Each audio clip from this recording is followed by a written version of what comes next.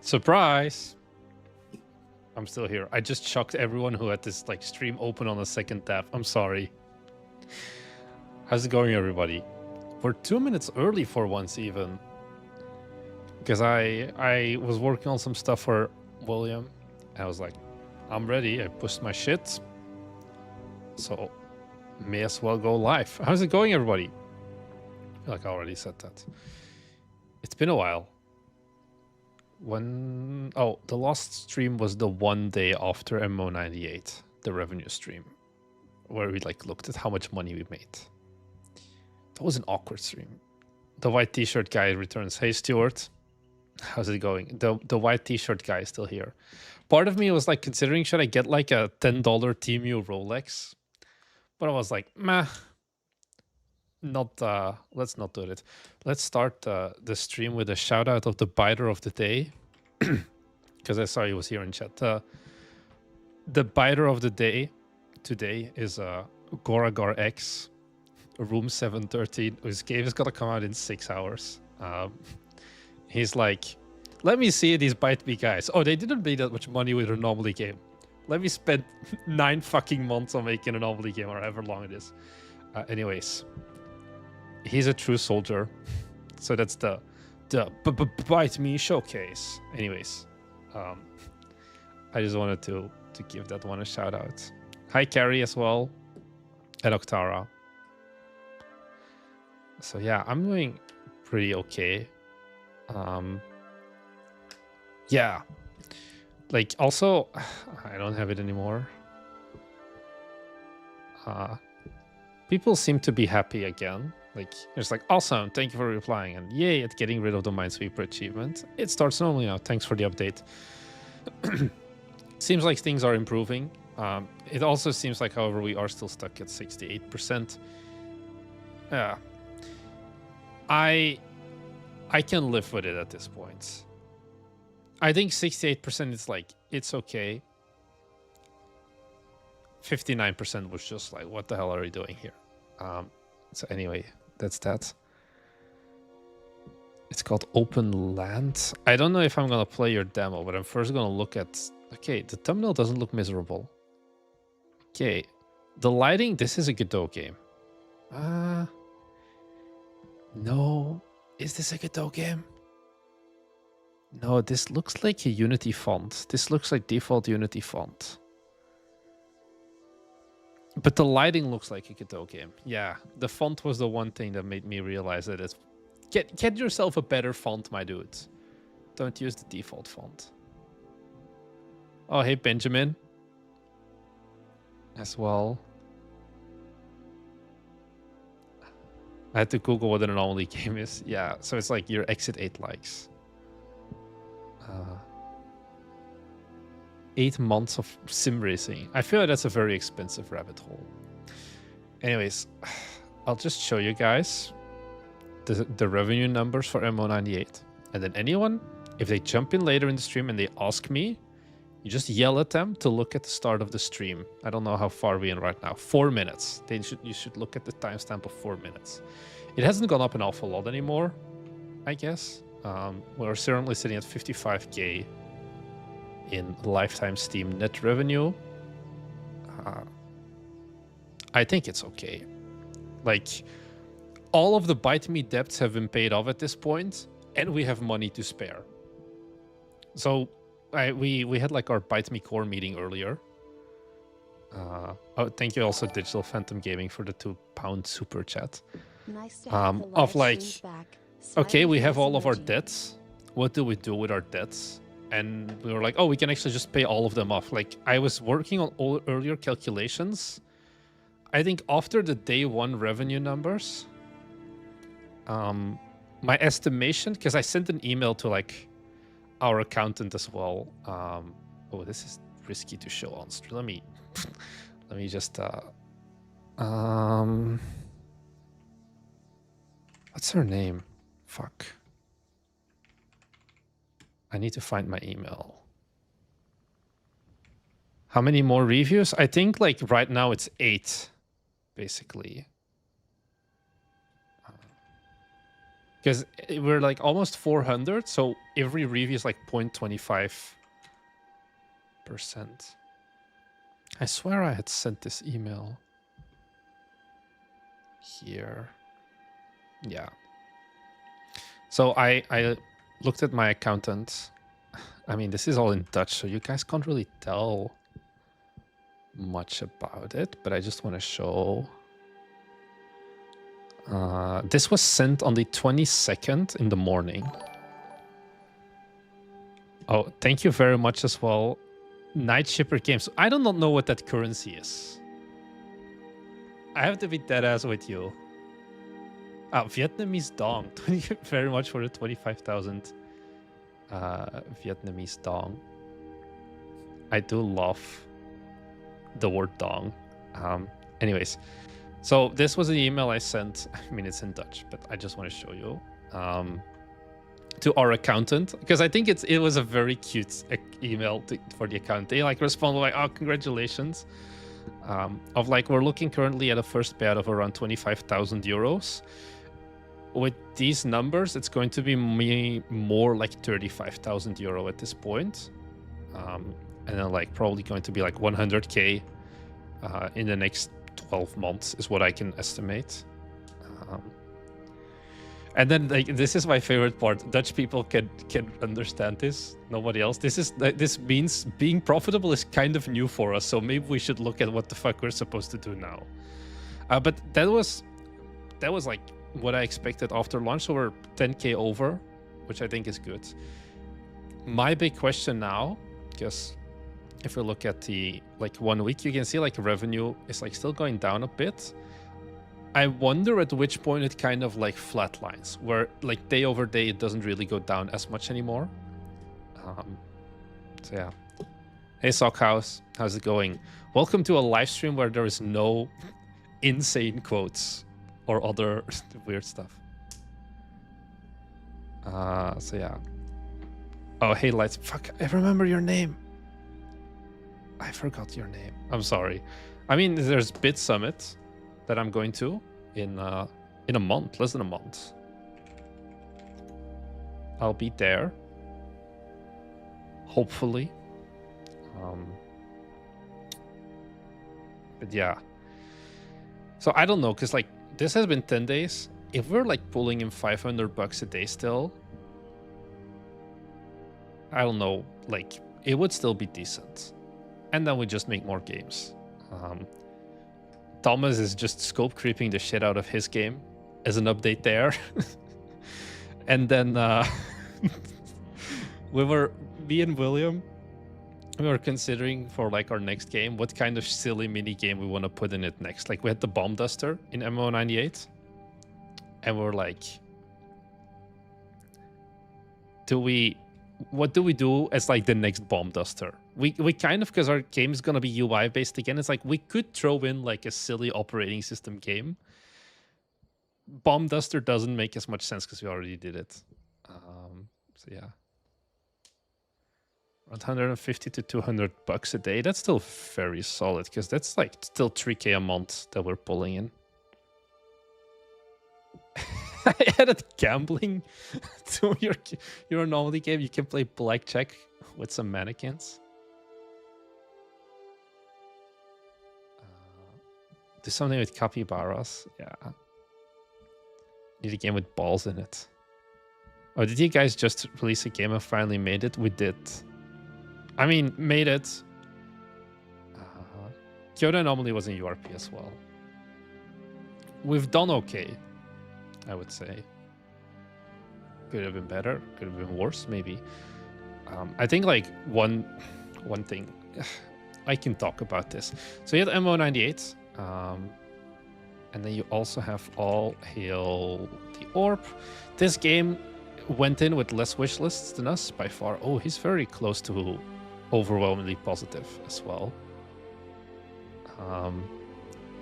He ended up massively out-earning us. I think he's at almost 2x what we have now. The one benefit that Bite Me has is like this money is 100% for us as like the company. Like we don't have like publishers and things like that. whereas he has like publishers and some other people to play with. So I think it still kind of evens out. But pinball, one of my suggestions, I don't know if we're gonna do it, is we want to throw in maybe like two people. Where are the Linux bros who know Super Tux cards? When I got Ubuntu 8, I think, or Ubuntu 10, this was the shit I was just playing the entire time because it was like included by default. And I was like, what do you think, William? Do we add a full-on card mini game to our next game? So yeah, how many people are you gonna split that revenue with? Technically nobody. So that is another big difference. Bite Me Games is another revenue share company. As in, what is it? Like, a lot of game dev contracts are just like, oh yeah, you get 50% of revenue, I get 50% of like net revenue, whatever. We don't have that. Everything is owned by Bite Me, the company. And we all own Bite Me. But we do not have a revenue share agreement. Instead, me and William, we both just get paid out regular wages. We have been getting paid out that for over a year at this point. What we did have, because we started the company when we didn't have any games and we didn't have any money, is we didn't pay ourselves out for like a year and a half in my case. And that is kind of a debt that Bite Me has towards me. So Bite Me still owes me like 18,000 euros in unpaid debt or like unpaid wages. Those we can finally pay out now. So I'm going to get like a lump sum payment of 20K at this point, basically. Otherwise, there's no revenue share. Like William also has like debt, a little bit less. He's also getting it all paid off. And then we're kind of in the green, or however you want to call it. And all the money just keeps going to Bite Me. And Bite Me is just paying me and William stable wages. Now, of course, we can look at like other ways to optimize, and we can look at how do we increase our tax efficiency. But I don't think we have, I don't even know if I want like a revenue share, because it's also way more tax issues. Like the benefit now is also like we have our accountant for the company and they also handle William and mine taxes. So it's just like, I just get an email and they're like, oh yeah, you're getting 560 euros back or something this year. And it's like, okay, thank you, huge. Otherwise, we both would need to start like personal, like one-man companies or whatever, and it makes payouts a lot harder. Why am I staying in Japan? Because I live here with my wife, and my wife works here. Bite Me is registered in the EU. Bite Me is a Belgian company. It's gonna stay there as well, because it's just so much easier. I know the language. I kind of know the rules and regulations, and Thomas and William are going to stay in Belgium anyway as well. Belgium and Japan have tax treaties as well, so the overall pain isn't too hard.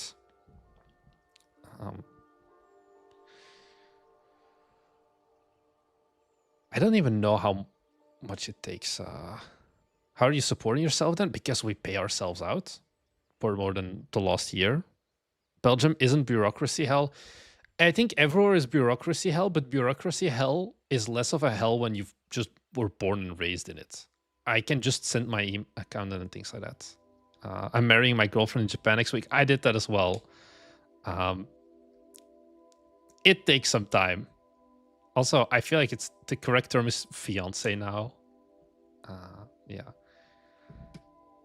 Hey, Furkan, how's it going as well?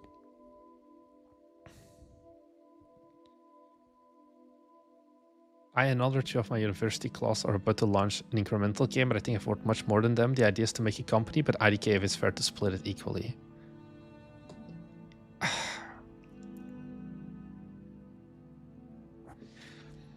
So that's the problem. How we did it with Bite Me. Oh, I can try this. Let's fucking go. Let's show you how Bite Me does the revenue split. I have it all set up. Now in Turkey, if you sell your digital products abroad, that income is not... I should move to Turkey. I still have hair, my dude. I don't need to move to Turkey. There's maybe in like 5 years when I need to go on the finesse ride. But for now, I'm still good. Okay. This is my... I think I haven't used this on streams before, right? So you have... Oh, fuck, there goes my drawing tablet. Okay, let's try this again. This is a new setup. Kind of new setup. It's not super new. Also, my camera is kind of... Okay, perfect. So you're making a game. Wow. I need to readjust my whole setup for this, but we're gonna get there. So you have a game. And that game is going to give you money. And you worked on that game with 4 people. This is... You can tell we haven't done the Bite Me Ass Jam for a reason. Anyways, so the question then is, how do you send that money to everyone? You could, like, Steam only pays out to one person, always. There's always one main company that Steam pays out to. So you can't do like Steam do like, oh, send like half to this guy, half to this one. Always just a single one. So this is a one-to-one relationship. And then if you do a revenue share, what you would do is that each single person would also have a company, and then you pay out like individually, like that. Okay. The problem then is you have overhead for this company. Someone needs to manage it, or you all 4 need to manage it. And then also you have like your individual companies, which is more effort. So what Bite Me does instead is that we have our game, we have Bite Me, and then this is Marnix. This is William. Let me move a bit. This is Thomas. That's a weird S. And then this is Jamie. Jamie is actually part of Bite Me still as well. So what we do is, okay, in our case, William and Marnix, we get a wage every month. These 2, no wage, because they are not full-time. We get paid wages because me and William are full-time. But what we do have, and this is the same, me and William get the exact same wage. We are equal. Why? They don't get paid because both of them have a job. They're not full-time. And that was kind of one of the ways where we're like, hey, you guys are taking less risk, but we have equity. So I own 29% of Bite Me. I think William owns 22%. Jamie owns 6%. I guess I should draw the arrow back. And then Thomas earns the most, which should be... I think I'm missing something. I think we changed this like a year down the line. Let me just calculate.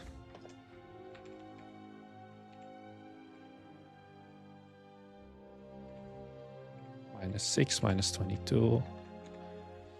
I think he owns like 39 and William owns 27%, I think is the number. I think these are the numbers. And this is kind of what we decided. Thomas is the big dog, yes. Because Thomas was like, hey, I'm putting in a lot of effort for Bite Me, and I know I will not be compensated with a wage. He was like, that's fine for me. Equity is only worth money if you sell the company, right? Yes and no. Equity can also matter for certain tax beneficial ways of cashing out. So for example, something we may want to do as our company grows is changing our company form structure. Like in the US, you have LLCs. You have 5 different kinds in Belgium. And right now we have a kind that's not like 100% optimal, but it's a lot cheaper to start up than like the traditional LLC, basically. If we disband that company, we can pay ourselves out for the disbandment of that company based on shares as well. So let's say Bite Me Games has 100K in revenue, in like money in the bank. Thomas could still get more of that as a like low tax thing of like his exit, basically. Why are you not paying using dividends from Coventry revenue?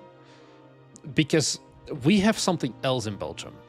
Also, right now, our wage doesn't matter because we are being paid under the minimum wage limit. So we get 0% tax, me and William, because we pay out like 1,410 euros every month. I know, it's not a lot. We weren't making a lot of money. So that's why. Belgium has a system called copyright, which is not the same as dividends. It's for kind of a tax break for artists, I guess. If you're making something that's artistically pretty, so for example, you're a painter or you're a game developer, also falls under this, you can get this at like way less tax. I don't know the exact number. That's why you have an accountant. I just tell my accountant, hey, what the fuck do we do?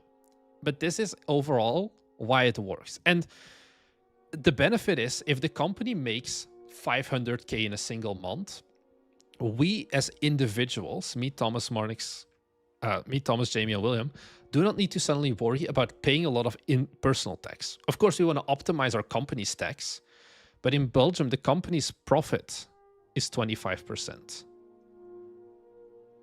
Whereas salary in Belgium is 52%. So you kind of do not know. You kind of do not want to pay yourself out if you can avoid it in Belgium, because we have just an ungodly high amount of tax, basically. 52%. Yep. Like, it's a sliding scale, but you start getting the 52% very, very quickly. It was depressing when I was working at Cisco. I have like pay stubs from when I had like a good month with like hitting my quotas, where like it was like gross 22K and net K I was at like 9,940 euros or something. It was crazy. So yeah. So, and how did you decide to split in the beginning? Because I'm up to split if they start working more, but if it's going to continue, it wouldn't be fair. And if none of that, they must work full time.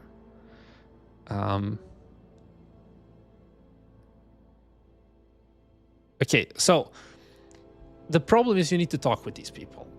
I think, I mean, you're in a similar situation at the end of the day. Me and the rest of the boys, we already knew each other for 3 years before we started Bite Me as a company. And we originally decided when we started the company, we based the percentages on who works how much. How much do we expect to work? And then we revised it one time after me and William both went full-time in 2023, I think that was, to the percentages you see on screen here, because Jamie was also like, hey, I worked on Forge Industry. It was fun. Not really. I don't want to do game dev again, but I want to support you guys still with Bite Me, the company. And we're like, hey, fair enough. But I think it makes sense then that we redistribute the shares. So you just, like, we had to take kind of a gamble on it. I think something else to keep in mind is I said, like, look, whether you give me 20, that might be a good or a bad thing. It's a meeting. I told the boys as well, like, look, if you give me 25% or if you give me 30%, I do not fucking care. I will work the same amount for this because I want to work on this. At the end of the day, like you guys mentioned, like, these percentages right now mean nothing. Not really. It only means something once we actually start paying out big bucks. Do you all not share profits based on this ownership percentage? No, because that would be just pissing away money on taxes. Instead, we have tax optimized salaries. And also, especially because Thomas has another job as well. So any money we pay out to him is immediately 50% gone. And we're also like, look, we would rather then, instead of getting $500 extra a month, take the $1,000 because that's what it would cost pre-tax. I think it would cost even more actually. I think I calculated this once. So a Belgian salary, let's say that I want to pay out myself the net payout would be, let's say I want 2,500 euro. That would mean a gross, so what I will receive gross will be around 3,400 gross salary. But in Belgium, you also have to pay social insurance. The company pays social insurance, which is 30% on top of this number. So it would be 3,400 times 1.3. I think we actually have to pay more tax even. This would be around 4,500 euros that the company would pay to get a net payout of 2,500. And we're like, there is better things to do than give 2,000 euros for the government for nothing. And that's kind of why also we don't pay out pure profits like that, because we're just pissing away too much money that we would rather than keep in the company and then use as like business expenses. Like for example, William, I think last year was like, hey, I want to get my PC upgraded. We sent that through the company. And that's kind of why we do things like that. People are discovering Belgian studios. Hey, Zinistan as well. You're the public face of the company. I should count in the split. I think it doesn't matter. Yeah, so maybe in our case, we should split the company revenue based on work. Speak about it as a team. Yeah. Yeah, runway. That's another one. Runway is super important too. So that's another conversation we were talking about earlier with the boys of like, if we increase our revenue, if we increase our payouts, sorry, we can't reduce it quickly again. Because that's kind of like the new base payout. You can't reduce how much money you pay yourself. So if we now are like, hey, we have some few good months, let's double our like payout, because we would like, so this is, I'm gonna make this like future. And then we'll do another one for now, because these numbers are different. Okay. Social right now is 0. Our gross is 1400. And then our net is also 1410. So to get 1,000 euros extra per month per person, it would cost us an additional 2,000 euros, basically, even more than that. And that's just something that, like, right now isn't really the move for us. Now you've got a bit more of a runway. Would you consider spending slightly more time on a game? Your ones look like 7s. It's just because I'm drawing this slanted, I think.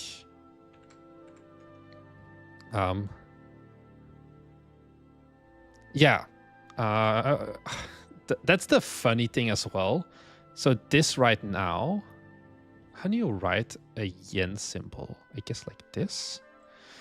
So my salary, right? I still earn more than my wife right now. That is also just because the yen has been in the shitter for a while. So I am earning around 260k Japanese yen. And a regular starting salary, if you have a good corporate job, is like your first 3 years, would be 220k. So once again, we're like living pretty okay inside of Japan. So it's also like, I do not need to get more money right now, especially with that one-time big payout of my stand behind wages. I would rather just make more games and get the revenue up that way, compared to now being like, oh, I made money, let's immediately send all the money to me. I just want to put it back in the company, have more runway, be more safe or whatever, not have to skip wages, even if that means the wages that we do get every month. Is that per month or per week? That's per month. So the middle from salaryman to large company is the toughest in Europe. Wait, Europe is super optimized to keep everyone from starting their own companies because salaryman pay the highest tax. Oh, yeah. So the meta is an indie dev is wife maxing. I'm not sure about that. Isn't it kind of low per month? Yes. But that's why we also, it's low on purpose because we don't need to pay taxes. You need to remember, guys, we started this payouts when the company was making no money. Or like the company was making not enough money. Where for a long time, I didn't get paid at all. I just had my savings from my previous job. William had a similar thing. We had simple lives. Like, that's part of it as well. I don't think I'll pay myself a salary when I start my company. Yeah, because you also definitely don't. Money moves to Dubai and gets 3 extra hours. I don't like Dubai. I've been there. But yeah. So to go back to that one guy's thing, of like, I don't feel like the division is fair. We had those problems as well when Bite Me first started. For a long time, this is the wrong one. When Bite Me first started, for 1 month, it was all 4 of us, everyone. But after like 2 months, it was only me and Thomas for about 4 or 5 months working on the games. And the only thing that we had was like, we had prior vibes with each other. We knew how we interacted with each other because we both, William and Jamie, they were just busy at work and they had other stuff to do. And then we did like, we met up with them. And we were like, hey, look, we, as in like me and Thomas, want to keep working on this game and make Bite Me a real company. But we need hard commitment from you guys. Either you're in or you're out. But now is kind of the point that you do need to decide on it. And then both of them afterwards like, okay, we want to be in. Then we decided the shares. And then we kind of just started fucking going. But we had like friendship and all of those things coming in as well.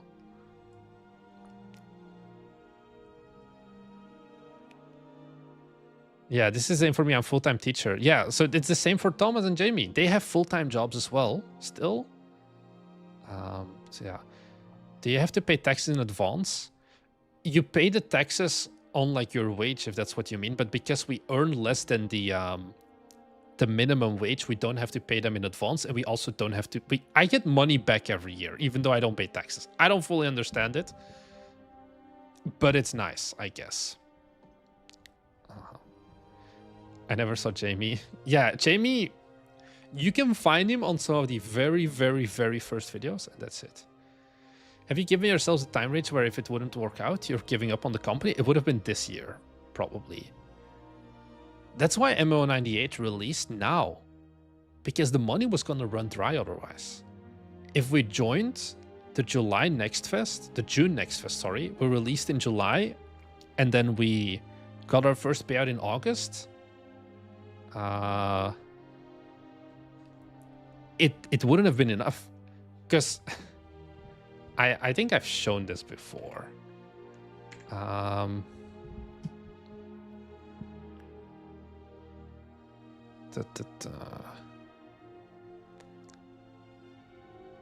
Here.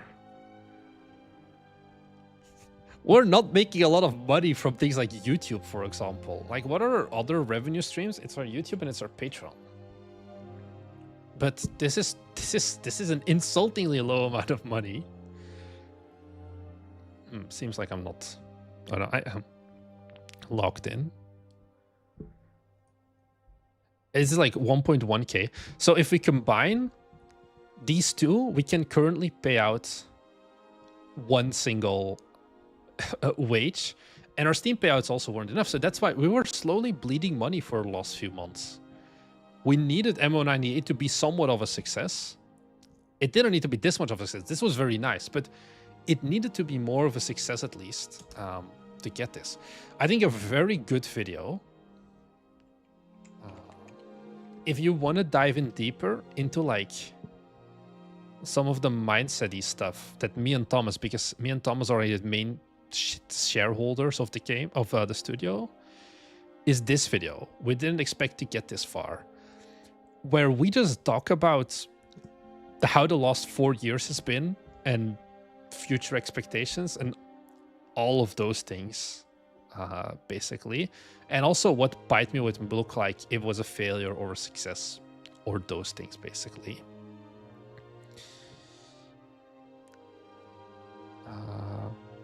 If Bite Me had to go bankrupt, would you stop making games?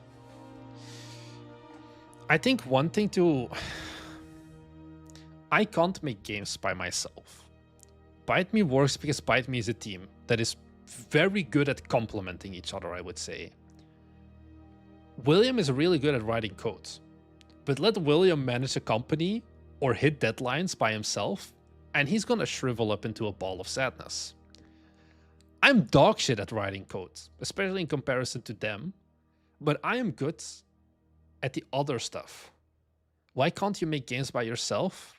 Because it's just a bad use of my skills. Yes, you can make games by yourself, but at that point, it's also like I should learn to make art by myself. I should do all of those things. No, because there are better things that I'm good at, and I'd rather use my unfair advantages, such as being comfortable showing my face on YouTube. That's something that a lot of game devs are not good at. Using those things to our strength, basically, or my strength. What I would do, that one is something I've thought a lot about, is like, even if Bite Me failed or ended, I would keep doing YouTube. I don't know about what. Learning Japanese. I don't know. Here's top 5 tips to speak Nihongo very Jozu. I really enjoy YouTube, for example. And it's something I can do by myself. Maybe I'll still try around with some game dev, but I think for me not. I think William and Thomas, on the other hand, they will always make games, I think.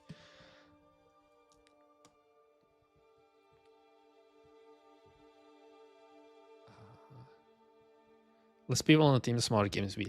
I think that's also like one thing of like, we have all of this money now and we're going to try to stay lean.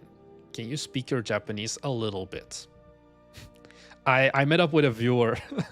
So if you ever come to Japan, you just hit me up. If you're gonna stay in Osaka or Nara area, because that's kind of where I live, let me know, because I meet up with viewers. That's like the one time I'm social. Like last week, Wednesday, I met up with some viewers as well here in Nara.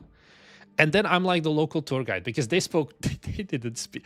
I also like, oh, you speak Japanese? And they're like, yeah. And then we went into like a bar and they asked like, oh, you want to like do takeout or eat in? And they just responded 2 people and were like, you do not speak Japanese. So I can like survive, definitely. My boss moved to Japan from Switzerland. Yeah.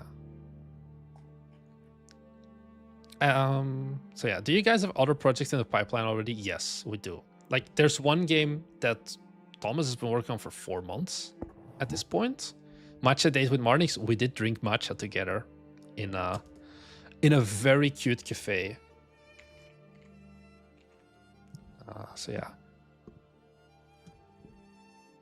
I went into Japan around Tokyo Game Show. I don't know if I'm gonna go to Tokyo Game Show. If we would go for Tokyo Game Show, it would be a tax write-off thing. Did you move to Japan because of the current situation in Germany? I'm not German. Just so you know. Our flags look similar, but I'm Belgian. Yeah.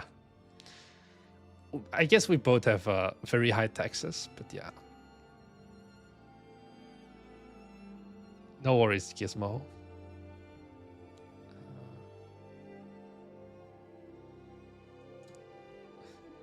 What's the situation in Germany? They're German. You can do those sad salaryman live in Japan videos. Did you know they're all fake? Like, I looked at like some guy who did a deep dive on them, and they're taking like the most nonsensical routes that like no sane human being would take based on like the station and things like that. Hey Maxi, any change in MO98 rating? It's 68% right now. So I guess it's getting better. We did have one That was one viewer who did leave a negative review. I think he changed at this point. Maybe he made it negative again because we kind of, I kind of called him out on it. But yeah, this is better. Did you apply any game for TGS? I did not. I think also, I think this is a bad event game. So there's this other event that I went to last year, Osaka Indie Game Summit. And they're doing it again in 2026. I went to this game event last year. I don't know. Actually, maybe we can even see it. Game titles. So I was there with Unicycle Pizza Time. Because Unicycle Pizza Time is a really good event game. You just give some guy a controller and they'll figure it out. And it's pretty hands-off. I do not want to showcase MO98 at an event because it's the wrong genre for... It's not fun. You're going to have to explain so many things to people who never play games in these genres and all those things. Unicycle Pizza Time, I was like, I see funny unicycle. I want to play this. So yeah.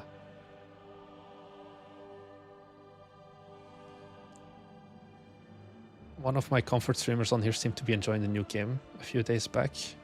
You mean MO98? I'm not sure.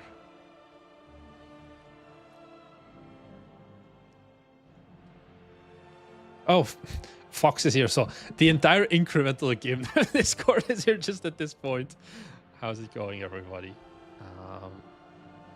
I thought in-person events were not really worth it in one of your older videos. One of the change of opinion? No, Vikrant. So this is an event. Oh, this is an event. It was 100% free. Completely free. And then... I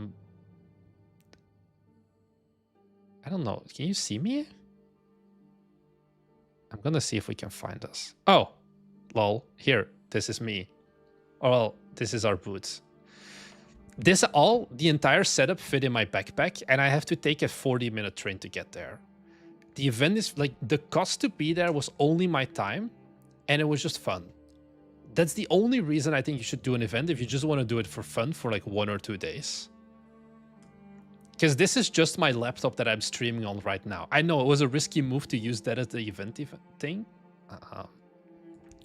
But I think paying for events to showcase your game isn't worth it. The one event that I want to go to, I forgot. Oh, is it? What was it? It's not the Pocket. Oh, I wanted to go to WePlay this year. The one, is it this one? No, it's not WePlay. It's the one in China Joy. I want to go to the Shanghai one for once this year. The problem is I can't get a press ticket because I'm a YouTuber. And they kind of don't accept YouTube as a valid source of press. But I think it would be fun. Yeah. Yeah, it's like, if you love Japan, if you can combine it, sure. But like, I think doing events with the idea of I'm going to do an event to drive wishlists is always not worth it.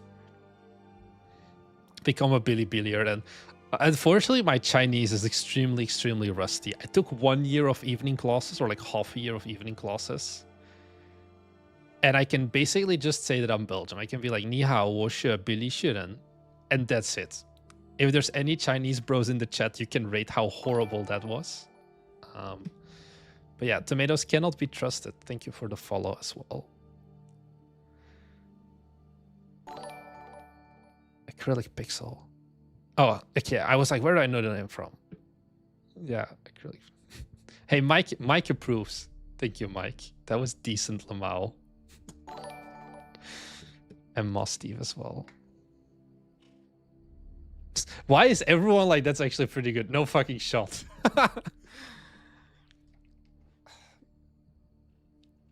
Yeah, the big Indie Connect, but that one overlaps with Gamescom because it's in Busan, right? I would... Do they not have dates for next year yet? I guess not. Because Busan is also super close to Osaka. And my wife just wants to go there anyway, so I'm like, maybe I'm just gonna combine the two. And that's it. Thanks for the follow as well, Fox. How did you guys go about marketing M198? So that was one that the M198 marketing was kind of shit. Oh, actually, I think I still have this. This was a Patreon video at some point, but I guess we can talk about it now. Patreon.com/BiteMeGames. We have extra in-depth videos. This was the updated version. Do I still have the original? Or maybe it is on here. I just need to zoom out. Seems not. I have... Oh, this is a mess of a diagram. Okay. So the M198 timeline. We started thinking about marketing on the 9th of February this year, 2026. On the 18th, we had originally planned 15th. On the 18th, we made the Steam page go live. Along with the announcement trailer. And that's it. Bite Me's Games. And the announcement trailer performed really well. 205,000 views. I think it... I can actually pull it up. I need to switch account 1 second.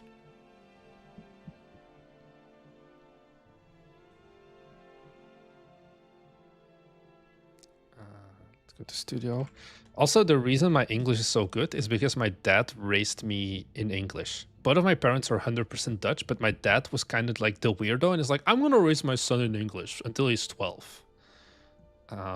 So that's why.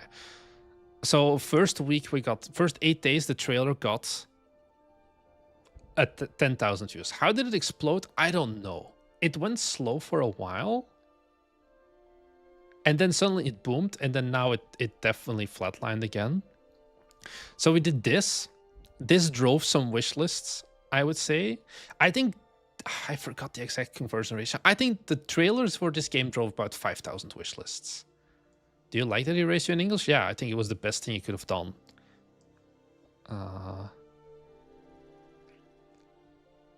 Not normie dad is a win.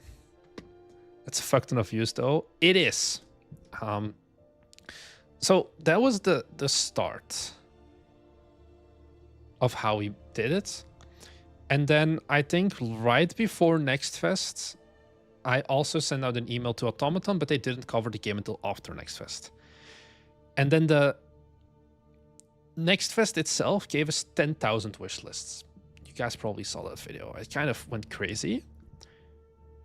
We didn't end up using Galaxy.click or Crazy Game. Itch.io and incremental DP didn't really drive any traffic for us, I would say, any meaningful traffic. And on the 4th of April, we started content creator outreach. And nobody claimed the key. I think if I just look up M198, I think Bite Me Games is still one of the biggest content creators. So we have here 10,000 views. Oh. So this is M198 content. Okay, 10,000 views. My service pack update somehow, because this is a different YouTube channel. This is not the one you guys are watching on right now over on YouTube. 4,000 views. Okay, the trailer, 200,000 views. Okay, this is someone else. 1,000 views. 2.4K views. The game trailers, this was the release date trailer. We'll talk about that in a second. 53K views. Phelps Live, this was a VOD, but this VOD was uploaded like 1.5 weeks after live stream. This one had, I would say, about 600 wish lists on the day of the live stream. I did see this one come in, which was good. This was a Next Fest video, 12K, 2K, and I think those are all the big content creators. Oh, Fizzgeek also played at 4.7K, but this was pretty late in development as well. And that's it. There's not a single other real content creator, I would say. Oh, this is a Korean guy, apparently, 2.7K. But basically, like, Bite Me's videos are getting like way more views. Like Conversion rate, probably not that good. But we didn't have any good big content creators pick up MO98.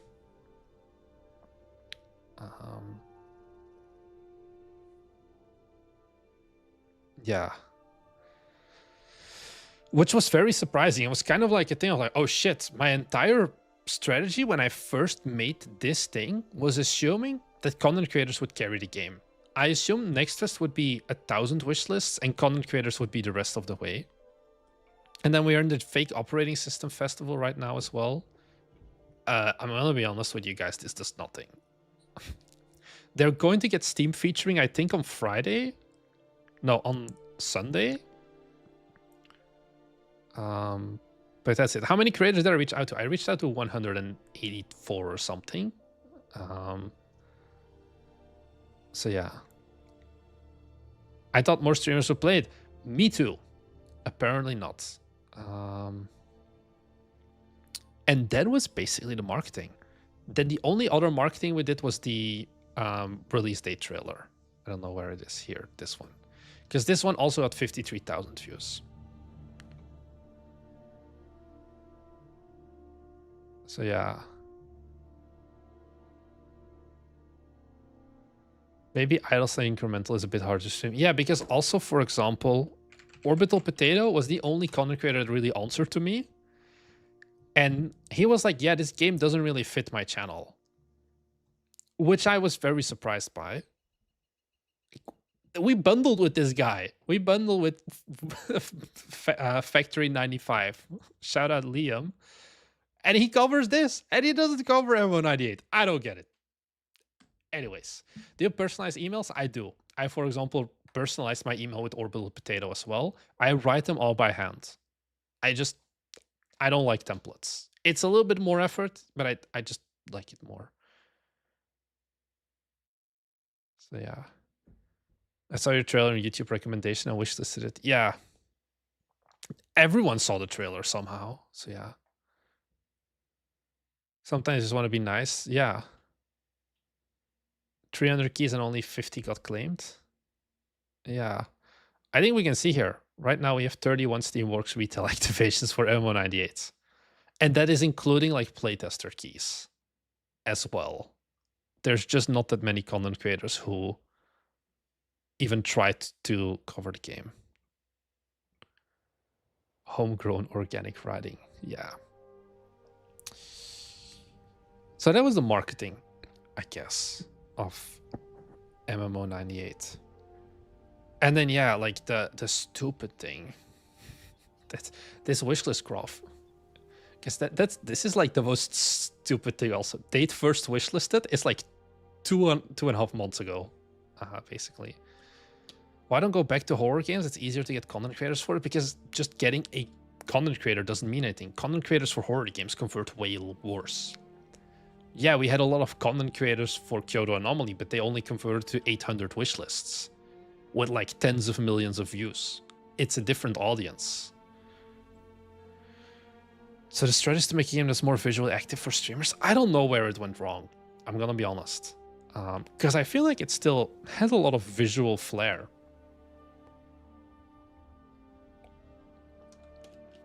But yeah, anyways, the wishlist graph. This was when the game released. In one day, we got more wishlists than like so much else.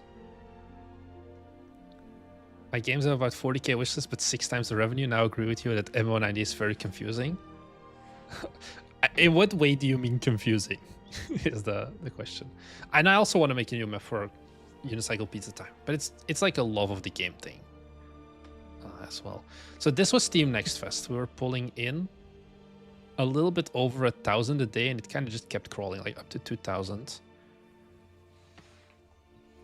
And then after the Steam Next Fest, it still did like pretty okay. Like we hit like baselines of like 400. I think we never really went under like almost 100 wishlists a day. I don't know what happened here. I'm trying to remember. Was this the trailer? Release date trailer? It might have been. Was this the 8th? 8. 3 weeks ago, so that could check out. Yeah, April 8th. Okay, so we can actually see the impact of the trailer. I would say the second trailer, the release date trailer, gave us about 1,500 plus subscribers. Not subscribers, wish lists. And it calmed down again. Like 200 a day is still like nuts compared to our previous games. This was popular upcoming, and then this was new and trending, and the game came out. So it was like 21k wish lists in 2 days, because what the fuck?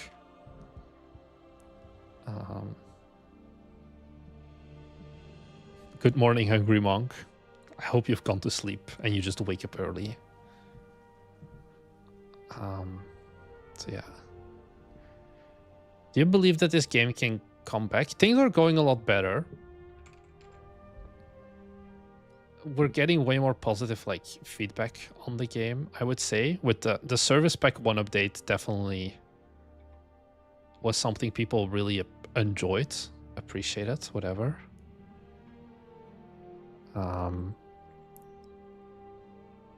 But yeah, we try to keep up with it. We're still in a push updates. There's like some things that I'm thinking about for Service Pack 2. Do you have a game ready for June Next Fest? I don't want to leak too much. You guys want to see something stupid? You guys are gonna see something stupid. Don't put too much into this. But I was like, better safe than sorry. Can I make this bigger?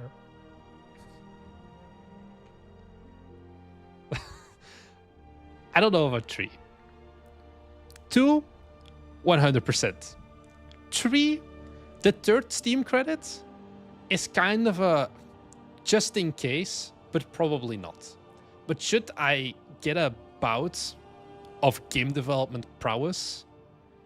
Because I have a prototype.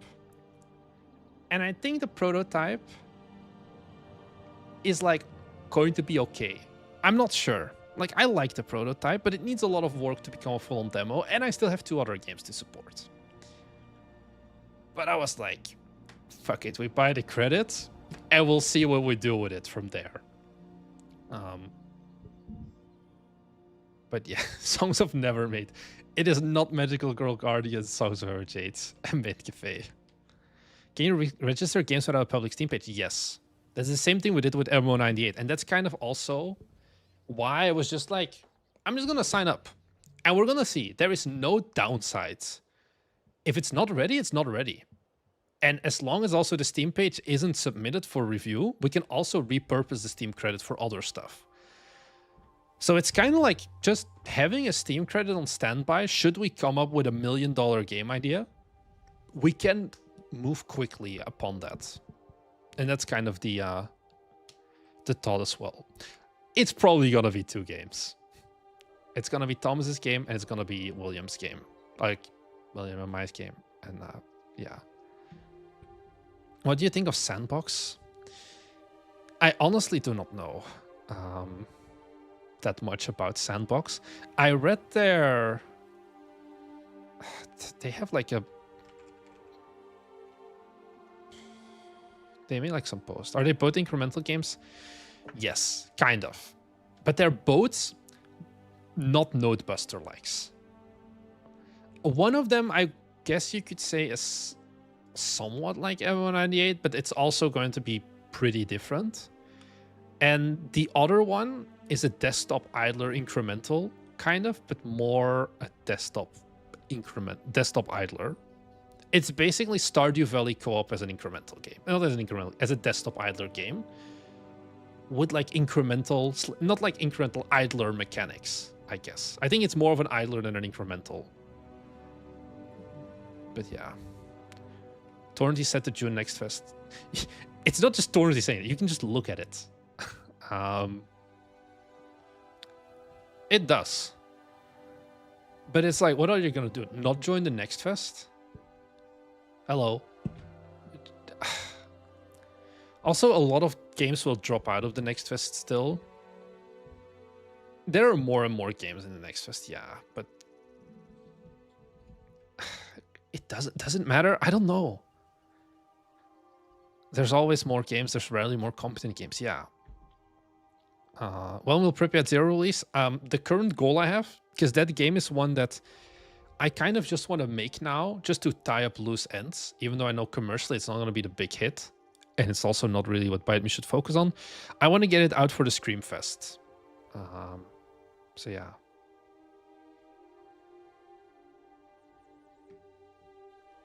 So much low effort slop. Yeah, maybe as well of like all of the low effort Nodebuster likes. Like the games I would make are not anywhere near Nodebuster likes, which may be good, it may be bad, but definitely I also don't really feel like wanting to make Nodebuster likes.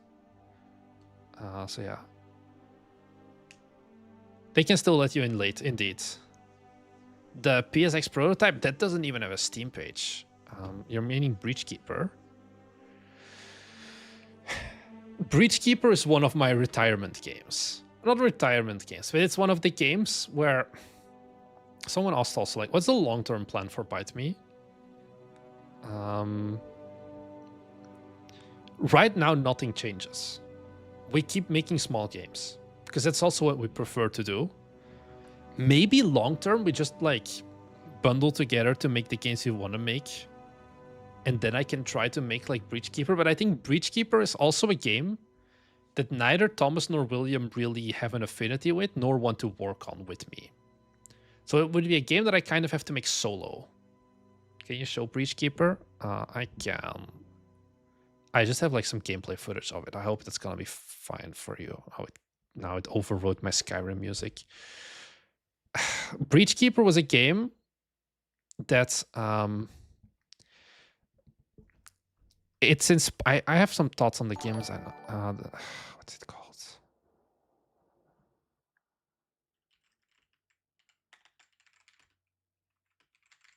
Oh, I know the movie, The Gorge. It's inspired by The Gorge. It's a mix of The Gorge and the Bottomless Pit supervisor meme. I don't know if you know this. This is one of the best green text I've ever read. This combined with kind of the idea of the movie The Gorge would lead into this PSX thing. Where's my media player? Here. It's very simple. I don't even think I have audio. I do not have audio. This is the big bottomless pit that kind of is like you're in like some Russian station or whatever, and you kind of just have to take care of it. It's kind of like a mix of Five Nights, not Five Nights really, like also what we did with Overtime Anomaly, I guess I wanted to revisit, and I just wanted to do something with PSX graphics because I think they can look cool. And then the idea is like you have like your little bunker thing that you need to like maintain.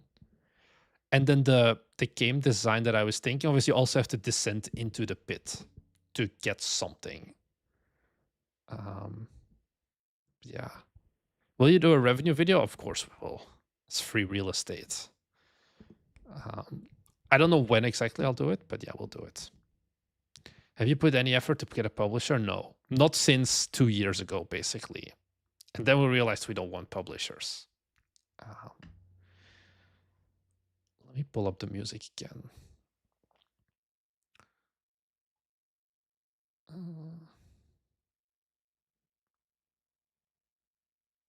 think it's going to be very loud. Okay, I have some time.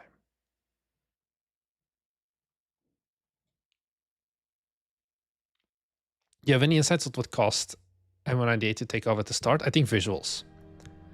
I think nostalgia slop, is it?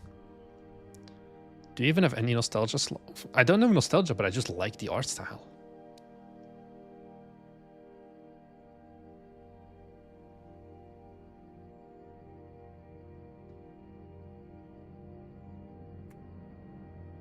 Yeah, like you guys need to keep. You keep bringing up Breachkeeper. Breachkeeper was like a 2-day prototype that I made. Like everything you see there was just 2 days. I have a lot of 2-day prototypes. I also have Do I have footage of it? Like I also have a PSX Exit 8, like for example, that I made during an 8-hour layover in Beijing airport. And I was like, I don't want to leave the airport because it's like I landed at like 8 p.m. and I had my next flight was at 3 a.m. or something, so I couldn't really go to the city. So I was like, I'm just gonna make a game, or like a prototype for an anomaly game with PSX graphics, because fuck it. Gate 47, not Airport 0. That one, even less I'm gonna make it. I think maybe if like we have enough money, I'm gonna just be like, hey, this is the month where I finish all my random shit projects and just throw them on itch or something, but at least have them finished. Actually, I think maybe I have it on itch. Oh, you guys want to see some crazy revenue numbers? We made 16 bucks on itch.io from M198. Enjoy the rest of the day, Marmite Jar. Gate 48. I didn't really upload anything on here, it seems. Yeah. I have like other like dream game ideas. One would be a game with a Kabuto Park art style where you run a matcha store. I know. Incredibly original. Who would have expected? But I'm not doing those anytime soon. I don't want to do them anytime soon either. That's a top 1% itch earner.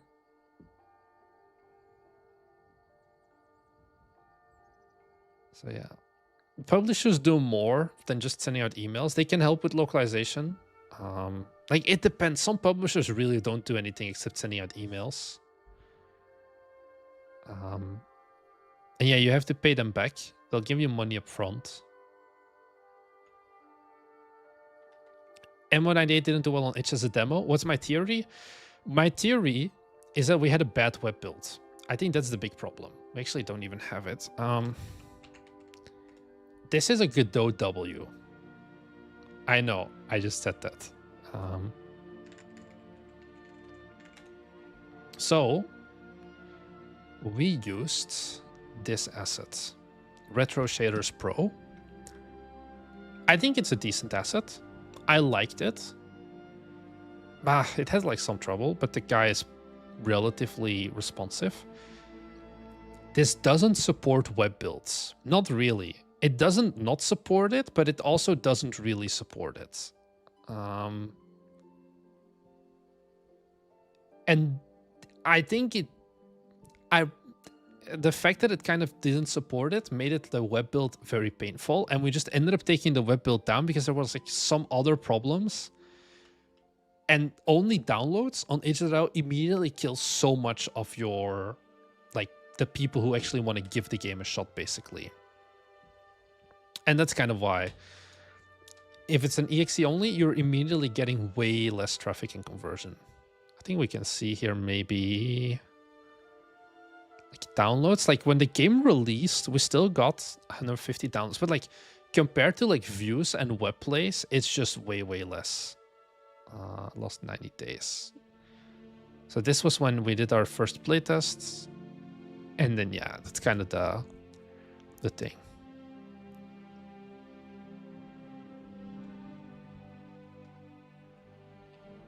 Do you know any examples of indie online multiplayer games that don't have a single player option? I don't know one off the top of my head, but they do exist. I generally advise you not to do them because a lot of people don't play games with 2 people. A lot of people are still solo gamers. So that was kind of the problem, I think, with M198. It's just the web build was fucking miserable. And because the web build was miserable, we also couldn't put it on like Galaxy.click and on Crazy Games, which were 2 platforms that, as you can see here, we did originally plan to support, but we just couldn't get the build working, and we were like, fuck this shit. Did you know the stream viewership increase? Yeah. This is going to be a temporary thing, of course. Views are going to go down again. This is just the first live stream. People want to talk about M198 because there's a very big difference between me making a one-sided video and you being like, hey, why did you think this happens? And I can then just go and explain it to you guys. So I mean, welcome for you guys. It also depends on what we do at the end of the day.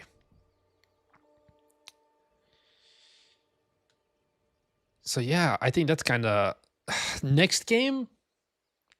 Well, the desktop either we can't do an itch.io web build for. We can't even do an itch.io build for. Because it's 100% reliant on Steam networking because it's multiplayer first, kind of. And like we store save files in the Steam workshop. And then the other game, we could maybe make a web build for, but I don't know. I'm currently developing a co-op horror game. Have a single player mode, or you're gonna hate time. What would you develop if time and money were a non-factor? It would be my game about... It would be my cozy game about restoring a tiny middle-of-nowhere Japanese town by having a very popular matcha store. It's kind of like a management game. That's it. That would probably be it. I'm sorry. I don't have a cooler answer. William doesn't have a side job. He just works for ByteMe as well. Goated concepts. I don't know.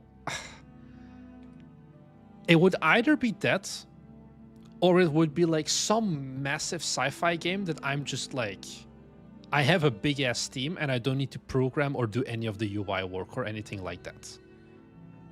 Those are the two options. We're not planning to try out the sandbox game engine. We have our own game. Like we use Unity. So yeah. William is here as well. I would not have the energy or interest to do another job besides ByteMe. Yeah.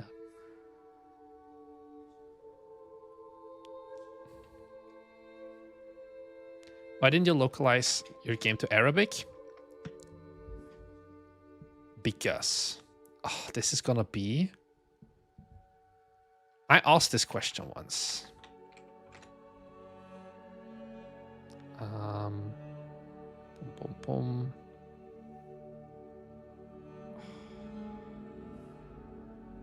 Here. This was an older post. Let me also pull up the Steam hardware survey.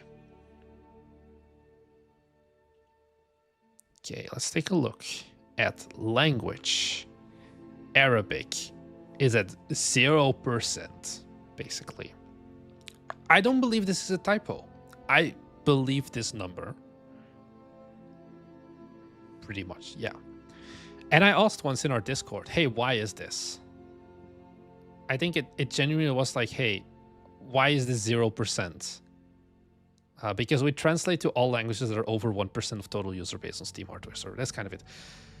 I got this lovely response from Fatal Shadow, who is a native Arab. And it's that, one, PlayStation is the main console platform. And if you have enough money to buy a PC, you also usually have English skills. That's kind of what it's like. Or you play on mobile. The one that does use Steam, you have some tech literacy, and you can't have tech literacy without English. So that's the main thing. Also, Arabic and Hebrew are extra hard languages because they also swap from left to right to right to left. Like they use RTL, which a lot of UI is not designed for. You need to rework things. It's miserable if you don't have like native Arab speakers. So it's just not really worth it, I guess. Is what it comes down to. Oh, yeah, as well. Yeah, I can attest to that. Are you localizing?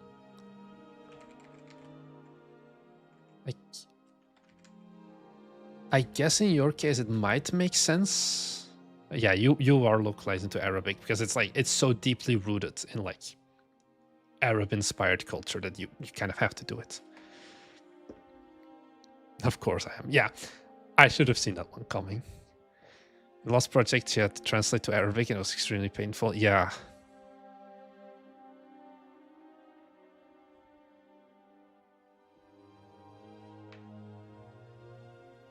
How do you handle multiplayer? We use Unity netcode for game objects, just like the default thing, and then Steam networking for the setup. Yes, you're locked in with Steam, but it's like, it's fine. Steam is good, I guess. So yeah.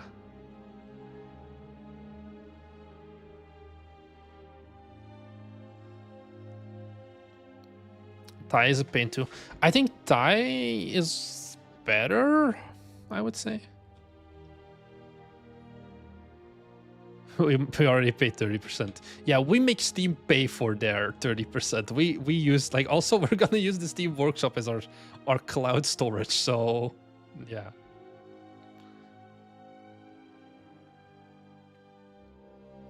You guys want to know? I saw like Hellrix9108. I met a lot of Arabs while playing CS:GO. They're pretty good players. You want to know what I miss the most about being in Japan? It's being able to play multiplayer games that like I am used to. So, for example, Counter-Strike. Like I'm here in Japan, and sometimes I grew up playing Call of Duty. I like to play a good multiplayer shooter from time to time. Call of Duty has no servers, basically, anywhere near Japan. Nobody plays it here. Counter-Strike, nobody plays it here. Valorant, people do actually play here. Valorant and Apex. I don't like games like Warzone and Apex. They're too fast-paced and too big.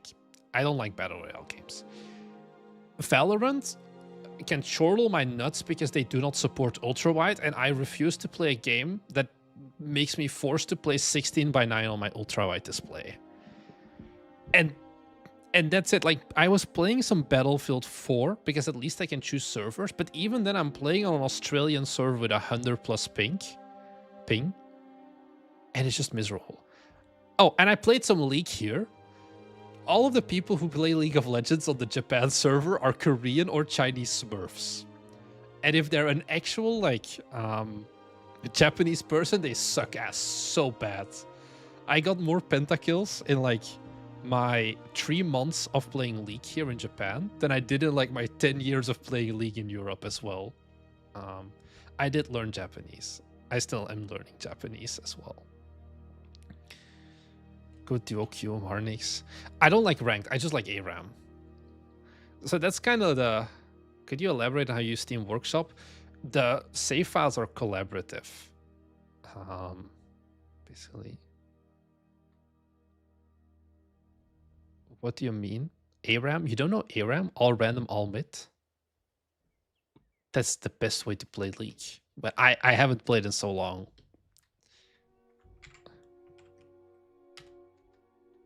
I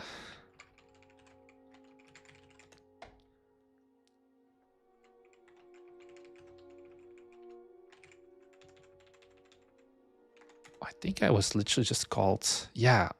Damn. Not breeding the boat, Brony. Like, oh, I don't... Can I see my recent games? They're all gone. My... Oh, can I still show more? No, I have no recent match records, unfortunately. I want to pull it up, but no.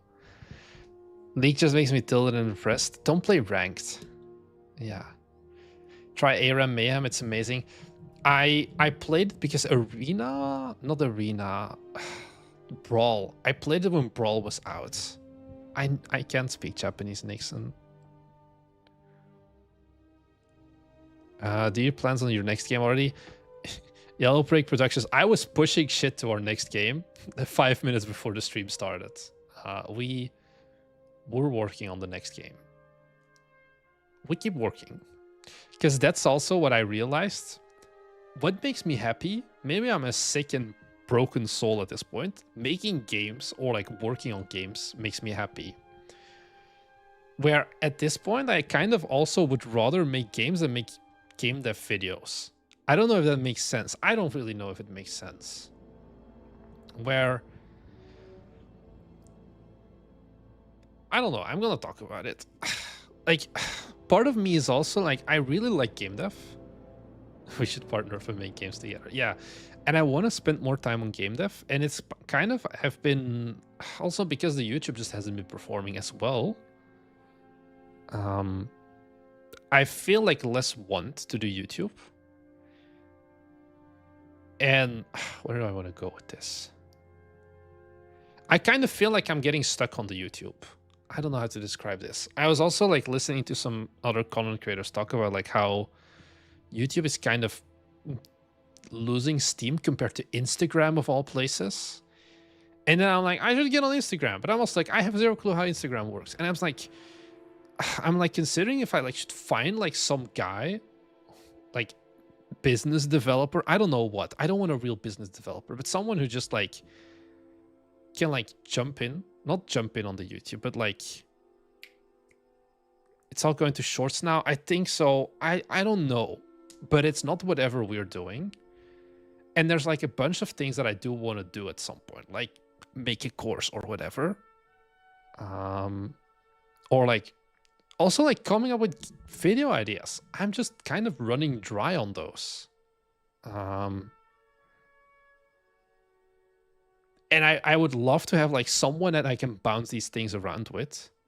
Because like Thomas is kind of, I would team up with Torrity over my dead body.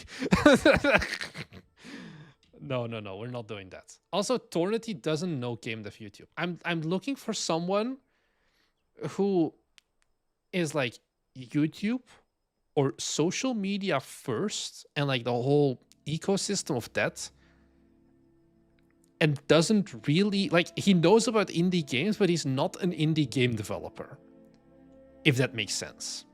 That's kind of something that I want. Best to just do it yourself. Yeah, the problem is I just don't have like the time for everything. That's kind of the thing as well. He's a biz dev, but I'm not looking for a game dev biz dev. I'm looking for a YouTube and social media biz dev or something. It's also not Mark Brown. It's not a game dev YouTuber. I don't know how to explain this. I want another me, but I don't know what makes me a me.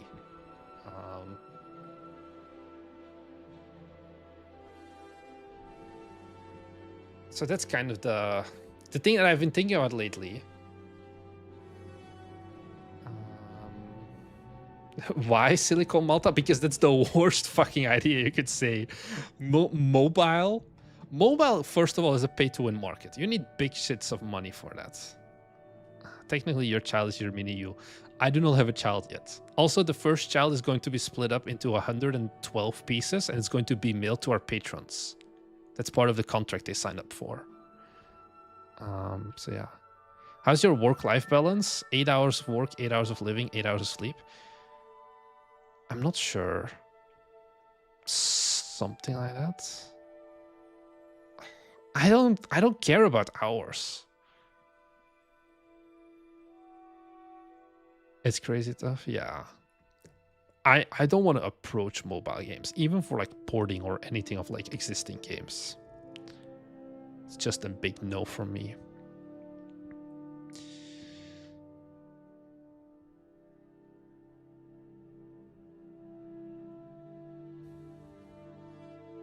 Mobile market is terrible, yeah. I think 2 stars could have put more effort into Cuffbust. I wonder what he's up to now. Yeah, it will still handle more than 50 CCU, Patrick. By default, the Valve moderation team will review any posts. I don't know if I did that. I don't think we have a lot of moderation. Well, I mean, then why not spend more time making games and less on YouTube if that's how you feel? Because I think the problem is I just need someone to... Like, if William is, like, not working hard enough, I can be behind his ass and be like, come on, William, we need to hit our deadlines. I don't have someone like that. I basically just want someone who, like, holds me accountable, but not in an accountability buddy sense, but more of, like, they kind of also do know what they're doing, I would say. Where I have, let's say, 10 hours a week on Game Dev YouTube, but I'm just faffing around for those 10 hours, where I think I could be better with those 10 hours, but I kind of am just directionless, or I'm procrastinating, like recording my videos because I'm like, I don't think these are good scripts or whatever. That's more of the problem. I have my allocated time, I just don't feel like I'm doing enough with that allocated time right now. Yeah. But that's the thing. I don't want to get external pressure from someone who does not have an idea of what they're doing. Because we're kind of better than that at this point. Like, I don't need the general, like, especially, like, I don't want a viewer who's, like, loves me or whatever, and who is in that indie game mindset. Basically. Considering the mortgage, that's the first mistake. You had a mortgage. As well. They have to be game dev. They have to know about game dev, but I don't think they have to be a like hardcore indie game dev. They just need to understand the world of like YouTube and creators. Wait, dude, I may have a guy for you. I'll DM you. We'll see, Aya. Thank you. Like a workout buddy. Yeah. Basically, Thomas Burst. Also, no. I did recover from the release, still alive. You're essentially, yeah. But purely focused on the non-game dev parts of Bite Me Games. Patreon, YouTube, other social media, coaching or whatever.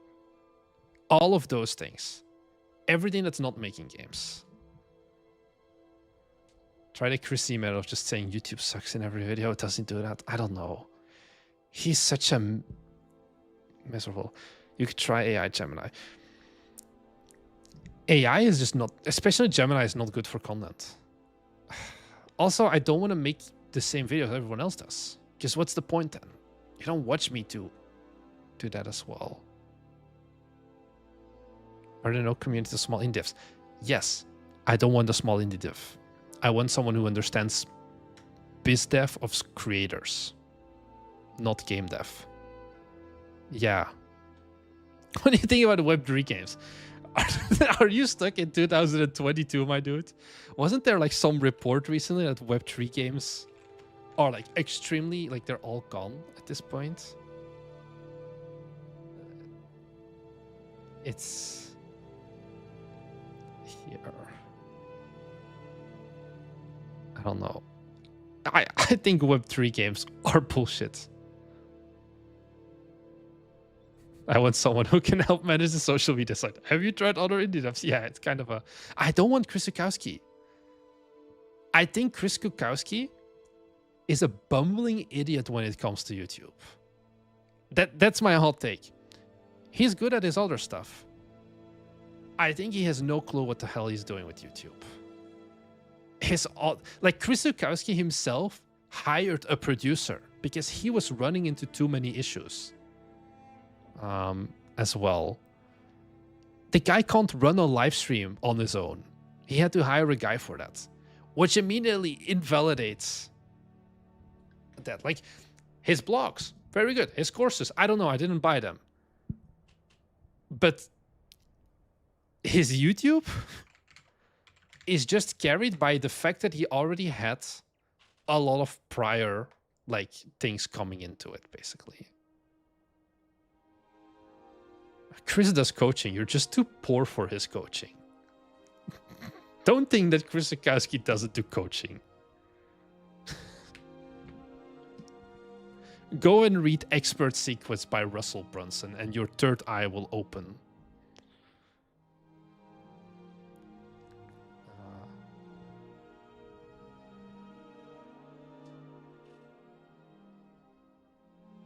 Yeah, someone like Danny. He has a golden mic and you only a white shirt. Yeah. Tornity is competent, but Tornity doesn't know content. That's the point. He knows games. That's good. I don't look for someone with games. I want the guy that I'm looking for should never have to talk to Thomas or William. They should never be involved in the game dev parts. That's what I'm looking for. Why the fuck does he just do review guesser members only streams? This is what I mean. this YouTube channel is so fucking weird. Third eye, like the number. Hello, Premium. Why does it look like this? What is this vibe? Also, maybe a weird question. Does anybody know how old Chris Zukowski is? Because I was watching some of his like recent videos. Maybe this is mean to say, but the guy looks old. I don't know if this is what game dev does to him. I don't remember him looking like he looks worse than my dad. And my dad is like 57 and has zero care for his health. He's a 22-year-old indie dev. He's over 50 on a stream once. Average game dev at 30. Yeah. He looks normal to me. Oh, I forgot that also a lot of people that are all these are like 40 years old. I'm sorry. You guys are really good. 50? Yeah, like he's old for the industry, I would say already.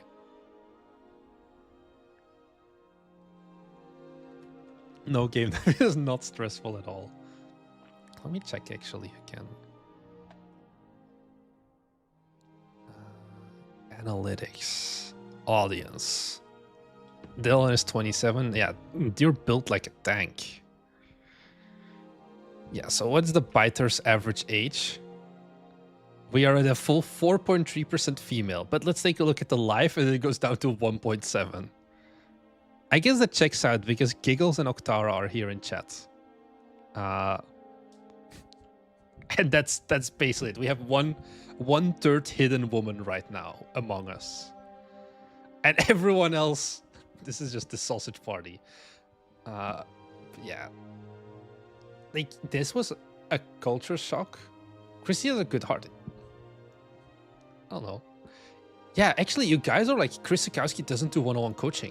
I literally had a one-on-one coaching call with him 2 years ago. I have a one-on-one with him. And that was not a, oh, I'm a YouTuber thing.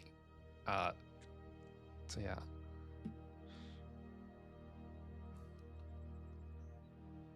So yeah.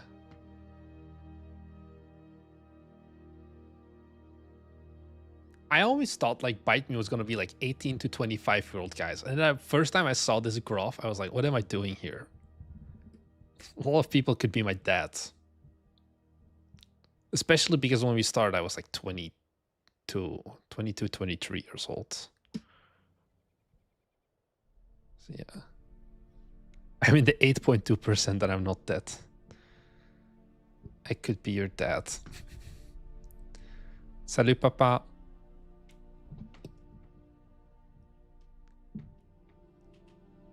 The Discord feels mostly 1824. Yeah, except a lot of people didn't. Or like are older as well. If Marnix was my child, I would be disappointed. One of my favorite Bite Me viewer questions is always, would you rather have me as your son or your father? And everyone is like, what the fuck? So yeah.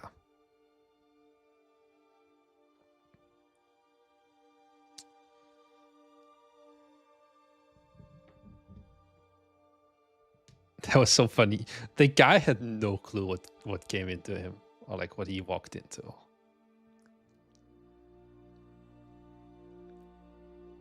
But yeah. Yeah, what else do we have? Sure, this majority are 25 to 35-year-old tired game devs. Yeah, I think so.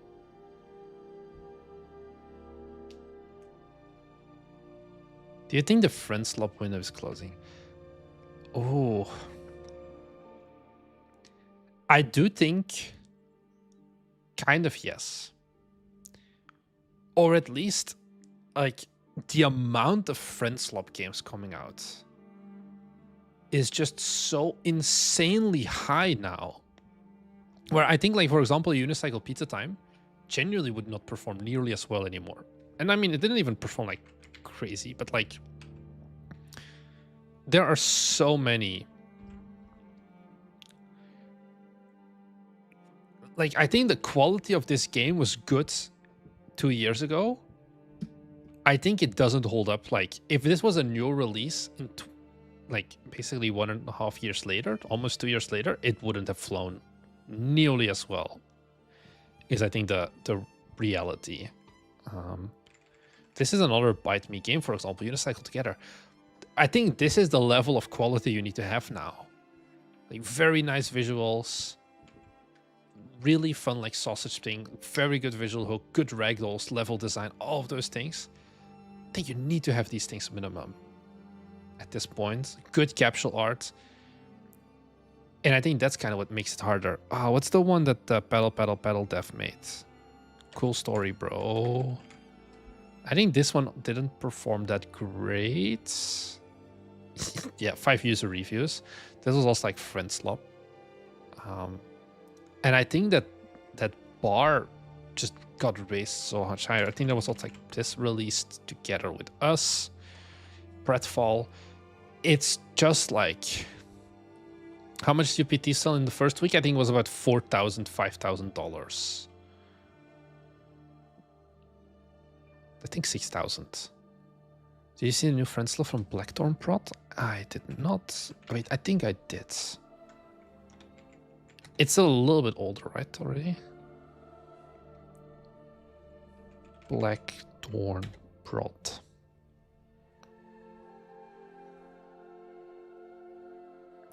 I kind of ignore... Oh, I have not seen this. Oh, why do they always have this art style?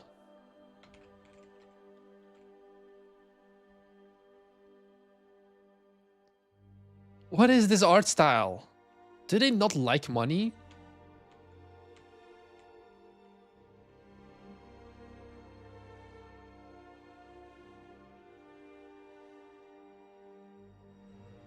I don't know the developers of Pratfall. I just know Pratfall released like right after UPT as well. Look, all I'm gonna say is they're French. And that should give you all of the answers about any question you have about Blackthorn Prot. John Debussy, I'm sorry. What do you take of Valheim/Valheim clones? It's not Friendslop, but the art style is lower. Wait, am I missing something with Valheim? What do you mean the art style? This is a pretty fucking hard art style, I think, to pull off, because there's not a lot of assets for this art style. This is a lot of custom art. I do not think this is easier than Current's Friendslop to make this game. It's a very good genre combination as well, but this is not an indie game, I would say. It's also Coffee Stain Publishing. They have 500,000 followers. I think at the end of the day, if you make anything that's open world survival crafting, it's a good multiplier. But yeah, open world crafty buildy game, indeed.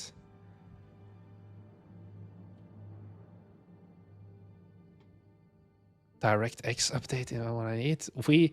M198 actually was running a DirectX 12 originally, but it just broke Japanese localization. So the demo, the first day of the Next Fest, didn't run for Japanese players. The game just hard crashed on launch because something with DirectX 11 and 12 and font switching.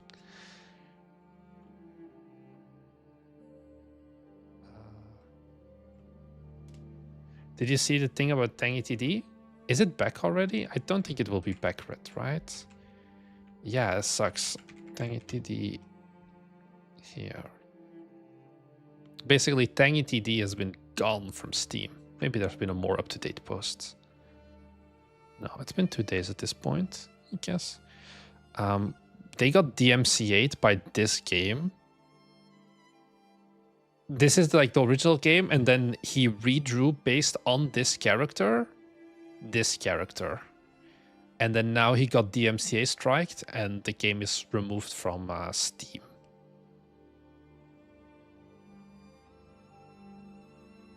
So it was too similar. Oh, he's taking a break as well? Sucks. Like, people can still play it. So you don't see like a sharp decline, I guess. Maybe a little bit. Not really. Like, this looks pretty normal still. So it's kind of a stupid mistake. I don't know. He gets to keep the money he earns. I have no idea actually how it works. He definitely has lost a lot of money, probably from like sales numbers. Yeah. What IEMs am I using? I'm using the K-Bears, KB02s. These ones, but not in this color. And I did not pay this much money for them. I just saw Dankpot's video. Dankpot said they're very good. I was like, I'll buy them. And I like them. They're super light. I used to have the Moondrop Shoes, but they have like a metal casing. And they were just too heavy for long-term wear, basically. What about a game with no translation needed? Well, lucky you. That exists, and it's made by a biter. Hand of Hexes. This game has 103 supported languages because it has no text anywhere. The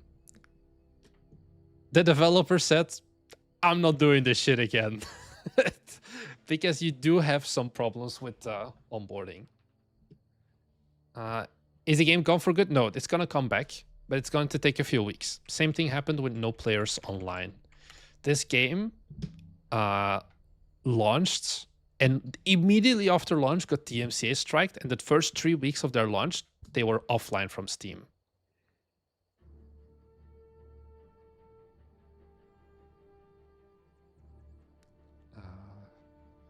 So yeah.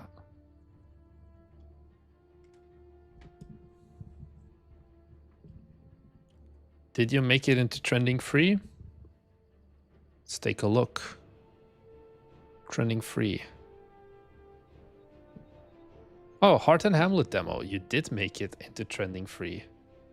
With only 75 concurrent players. That's actually surprising. I would have expected more. I thought it was like 100 plus that you needed at this point. But nice. Oh, you launched with the Medieval Fest. I wonder if there's going to be a big spike from trending free, because you had more demo players before.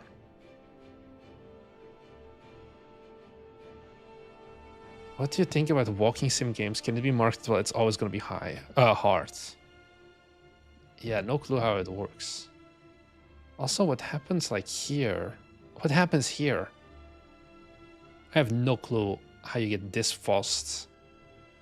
This is in 1.5 hours, 2 hours. You go from, you 10x your daily active users.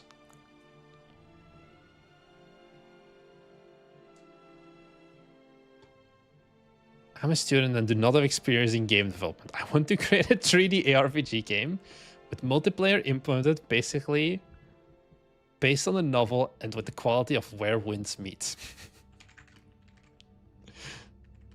I know Where Winds Meet.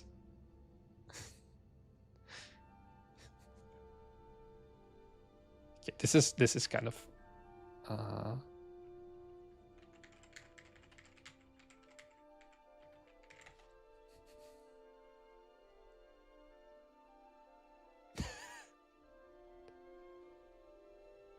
it's over 300. Over 300 people worked on this game, my dudes. It would take you about 3 weeks. It would take you about 4,000 lifetimes. You don't... No. You can't do this. I'm sorry. And multiplayer? Ah. No. I think you're gonna have to make a small game, unfortunately, instead.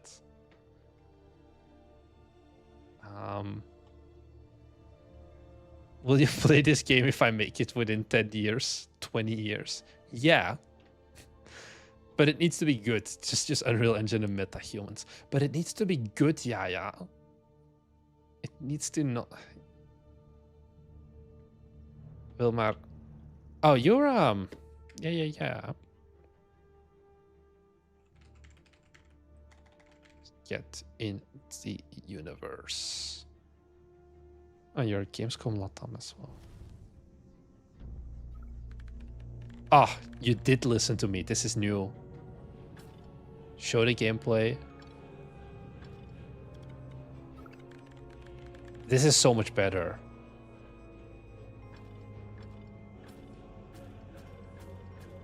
Focus on the gameplay. Feeding the cat. Yeah. Very nice. Okay, you're welcome. Was it the MCA fair, you think? I don't know. I don't know how the development was either. So yeah.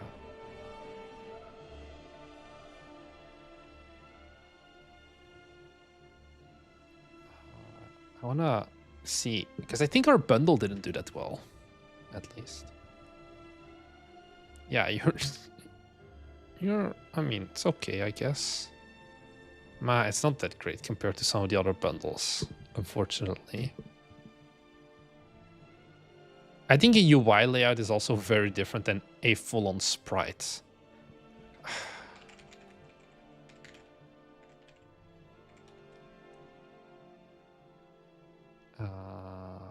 Here, like, big studios do it as well. I remember Smolder did it. Oh, is it gone? Smolder these nuts.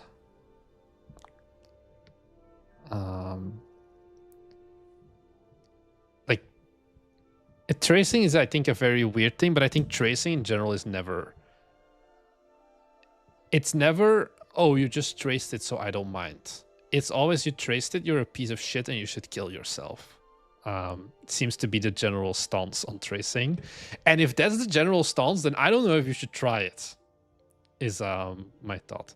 I think UI layouts is different, because it's also not individual.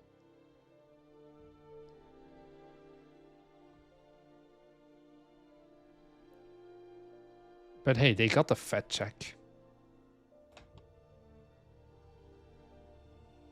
It's great to trace for learning. I have no idea. I'm not an artist, but I think if you're considering using it for production, you should reconsider.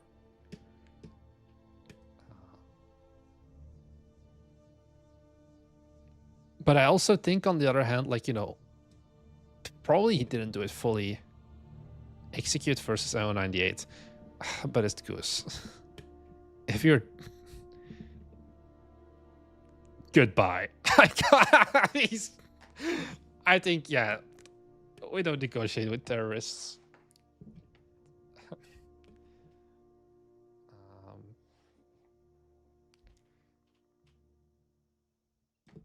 UI layouts feel more like engineering solutions. Yeah.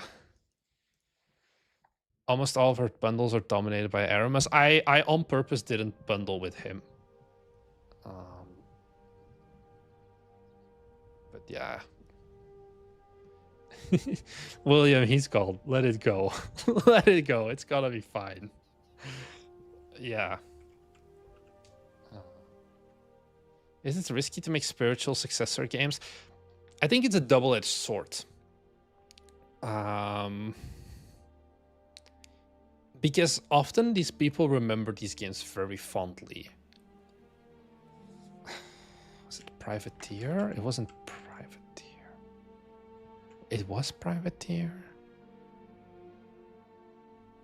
I think this was like a spiritual successor game for like something. And they get a lot of followers. But I think the quality that you need to hit is often way harder. You have a very devout fan base, but they also demand a lot. If you can meet their expectations, you're very solid, but the expectations are a lot higher, I would say. Where they'll also sniff out if you're a poser, just trying to like market research the optimal tag or like niche, and then you basically, what is it? AstroTurf? I don't think that's the right use of that word. I don't really know the use of that word. But like, you kind of pretend, oh, I really care about this game and I'm making a spiritual successor, when you're not really caring about the game.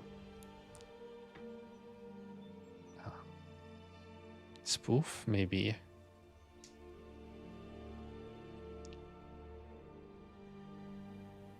What about legal implications?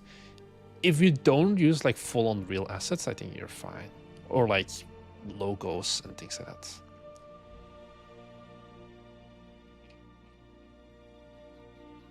Olden Era is coming out in 1 hour. It's supposed to be the spiritual successor of Home Tree. I think I'm too young. Heroes of Might and Magic, right? This game is older than me. This game is older than me, yup.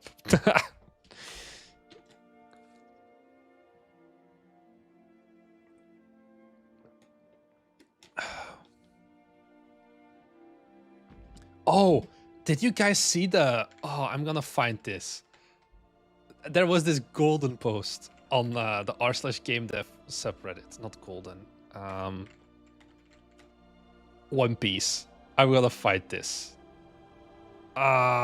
This was like past month. No. There was this guy who made a fan game from like One Piece, but it was just straight up One Piece.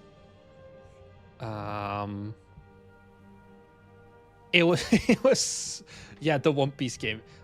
I can't seem to find it. I think the guy ended up deleting the post because he got every single person was just like, brother, find yourself a non-extradition country. Yeah, they posted it on mobile without checking. So he was insane. Too bad I can't find this. This was such a golden post. Is this like Nightmare card for Bloodborne card? Maybe as well. This one was just blatant One Piece. Top of this month? I hope I can find it. Check Discord. Lost Canvas Rect. It just sits with like a Unity word. He found it. Yes. I love how you also saw it. After all, this is such a beautiful thing. After almost 2 years solo developing, I finally released my big game project. Let me mute this. And it's it's just One Piece. They're not even trying to hide it. And it's like, cool that you made this. But you know that who even owns One Piece IP? This is the fan game. Yeah. And it's like, this is very good 2 years of work. But my god, they're gonna show up with a big stick and no loop in front of your doorstep any day now. What's wrong with making a fan game? He uploads this on the... Like, this is a mobile game. Edit the game is down on the Play Store. I uploaded it on itch.io, which is still not a good solution, I think. You can make fan games if the game is free. That is not always the case. Sometimes you can. Sometimes developers are chill about it. Especially here in Japan, there's this whole thing of like doujin culture, which is like fan works, and then IP often has like guidelines for doujin media. Sometimes they can be free. Sometimes they can't be free. Like, for example, the Toho series. I think like Toho is an example where you can make monetized fan games as well. Like, some of these are monetized, some of these aren't. And you still have like some sort of application process, if I remember. But these are very chill. They have a very chill like doujin policy. Other companies, they will DMCA the shit out of you. If you make a free Nintendo fan game, you still need to be very careful, for example. The next 2 years learning about copyright law. Yeah. One Piece opening down. Yeah. Do you know what copyrights are? So... Yeah, indeed. Free is tricky, basically.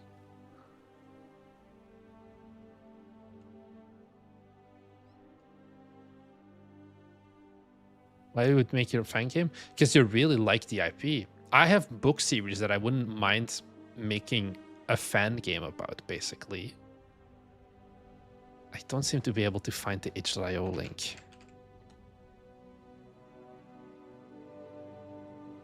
Seems like the URL is gone. Oh well. That's the smart move anyway. Because there are like universes that are really fucking cool. And the benefit of a fan game, like for example, like Star Wars and like the Tron series, there's so much deep lore that's already made for you. And you don't need to imagine it from the start, which is also good. SCP is one of the only other examples, for example, that you can do whatever the fuck with if you want. I did see Tangy TT was removed from stream. We talked about it like 20 minutes ago. Not Twilight Anomaly.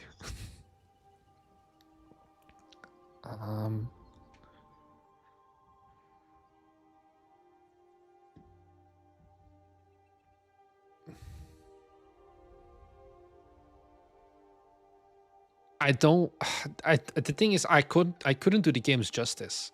If I wanted to approach like a studio or like an IP holder, I also need to have budget for like a real development studio. I can't just be like, yeah, yo, it's me and one other guy, and we're just gonna make a game with your IP. Doesn't really work that well, I would say.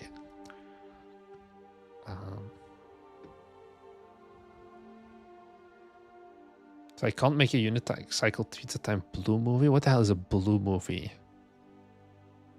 Jar Jar Binks. No. Yeah. You can say with 5 AI agent team. Yeah, let me go to the writer and tell him I'm going to make a game with AI. I mean, it's gonna be mainly science fiction, and they seem to be a little bit more pro AI. But yeah.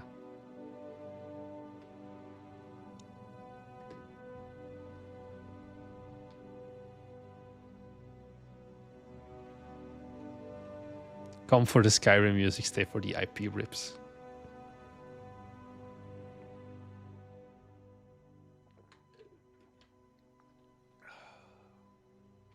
Do you still use Bezzy? Sometimes. I don't use it that much, but I do still use it. For like small things or like one-off things. I have a William at the end of the day. I use the Bezzy for the stuff I don't want to bother William with. Or like it doesn't make sense to bother William with. I generally try not to touch his code. I have enough non-code stuff to do as well anyway. William GPT. Yeah.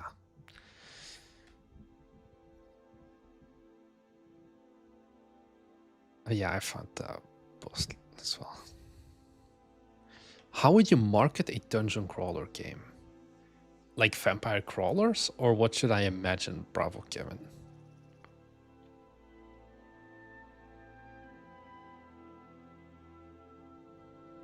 Do you still do one-on-one coaching? If so, are there moments where you're like, no, where you don't need me, lol? So I kind of, also part of why I stopped was because I want to reconsider. I had like a few nightmare one-on-one coaching calls. Not like nightmare, but they were very rough.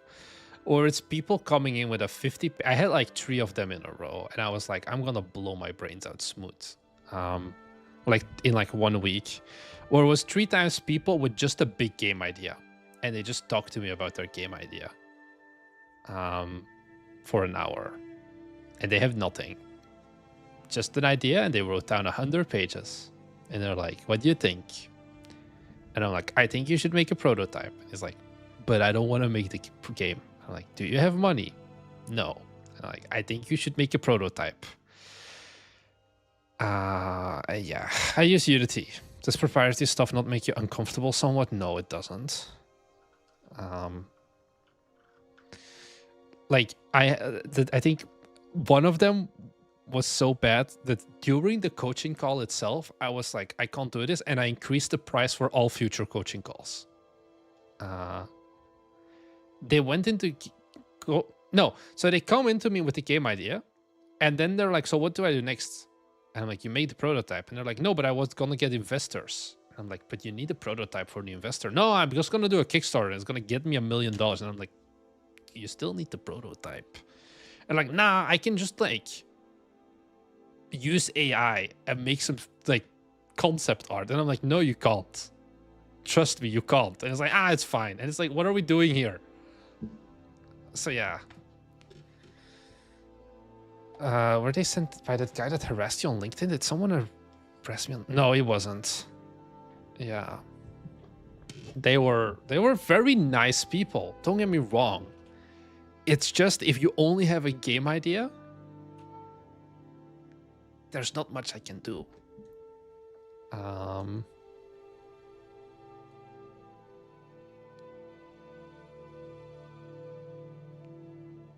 Did they just binge on old school Thomas Brush? I don't know. Best strategy to market incremental game. Hey Hamza. I was following Sky Harvest. How were you feeling about it? Because I feel like it didn't convert that well, unfortunately. Oh, you're also part of Grab the Games. Yeah, incremental game next now. Anyways. Itch.io. Itch.io is how you start incremental games, always. Itch.io, incremental DB, post on Reddit. After you have some feedback from Itch.io, you have a Steam page, Steam playtest, or you do the Steam playtest together with Itch.io. Develop that. Upgrade it to a demo, push the demo. Content creators, yeah. Gonzalo, 2 p.m., get some nice lunch. That's the true Spanish mindset. And do nothing until I have to click release.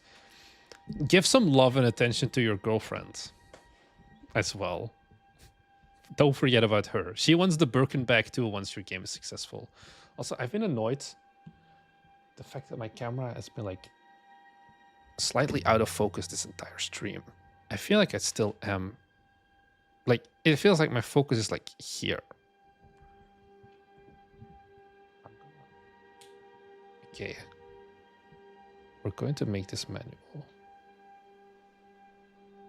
I can do like whoop. Now you can see my hair. Is this better? This is so much better, I feel. Am I going crazy? I think this is better. Do you buy other game dev YouTubers' games?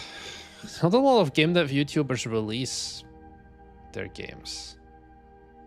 Have you started your art journey yet? Soon. Soon is all I'm gonna say. Very soon. Probably in the next 7 days. Was it at least in front of written down? All in the head. It was a 150-page Word document, and he sent it to me in advance. And I'm like, what am I doing here?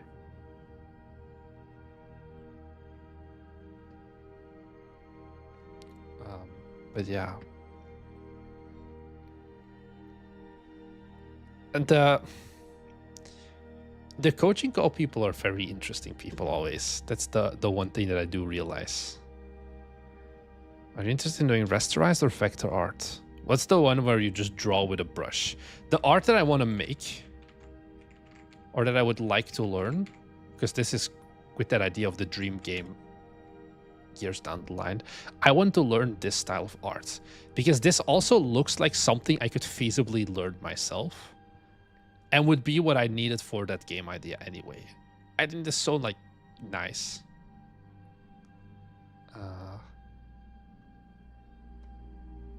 So yeah. And I am probably gonna be incredibly wrong, but this feels like it's still something I could do. Because it's just 2 colors, for example, the candy thing. How do you manage to survive this fucking economy? You move to Japan. That's the life hack. I feel like the colors matter more than the shapes. Probably. But I assume they also have like some brush shit going on. I don't know. I don't know, man. I just made the fucking videos and I talk the yaps. Looks like you just need to know about shadows. Yeah.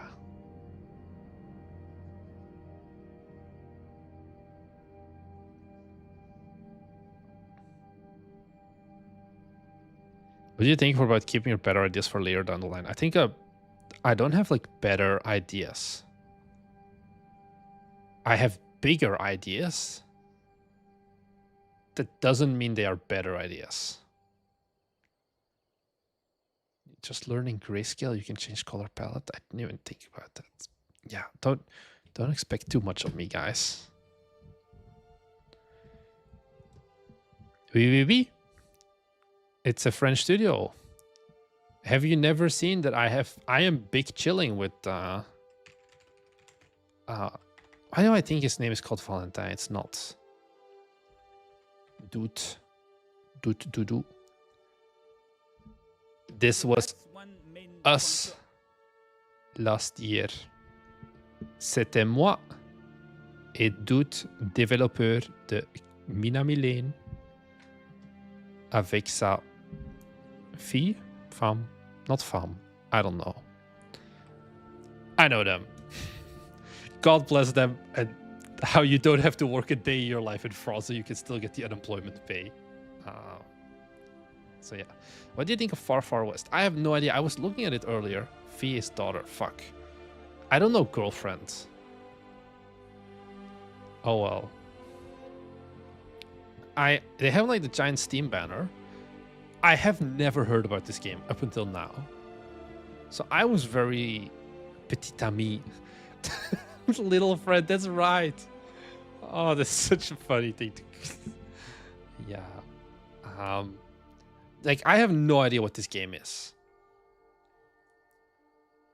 Is it a friends love game? I don't think so. Co-op PvE Western looter? I have no idea. That's what I think. I think that I have generally nothing I can say about it. Steam is pushing this game a lot. Yeah, yeah.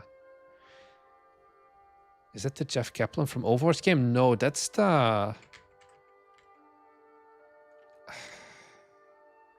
I forgot it, but it's a very different game. It's also a Westing, or yeah. What would you do? I got ideas for 2 game modes for my game. Problem is they are too similar to make 2 games, but I can't put too much work scope creep for 1 game. So you choose one of them? That's the California game. Yeah. I forgot. Is it The Legend of California? This is the Jeff Kaplan game. Kintsugiyama, which is the most like white guy who only thinks about Japan when he's in the United States name you can have. Yeah, it looks pretty nice, I guess. They have a lot of followers already.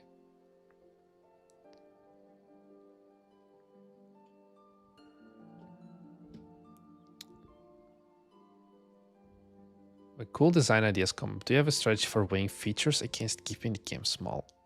I don't think so. We just do it. How much time do you give yourself on a project to decide if it's worth it? 1 week at most. Most of the time, just 2 days, I would say. Very short amount of times. Every day, the game, or the prototype, sorry. The prototype needs to fight for its existence every single day, and the like level that it needs to fight at increases every single day. Thanks as well for the follow, Shizzy DE. Danke sehr. Because I assume you're German. As for pixel art games, is it worth the effort? If you're a pixel artist, maybe. I'm not 100% against it, but I think they're harder than people think they are. Also, Medvegalis, thanks for the follow.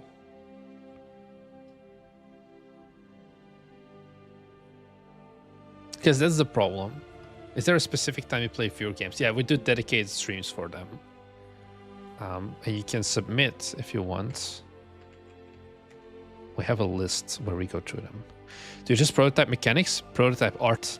Hot take, I prototype the art first. And then once we have the art, I prototype the mechanic.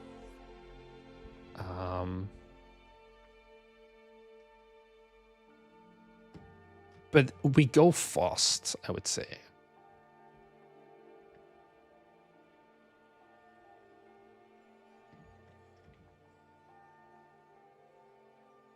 Because I think there's no point I don't think you need a lot of time to validate and the art and the gameplay.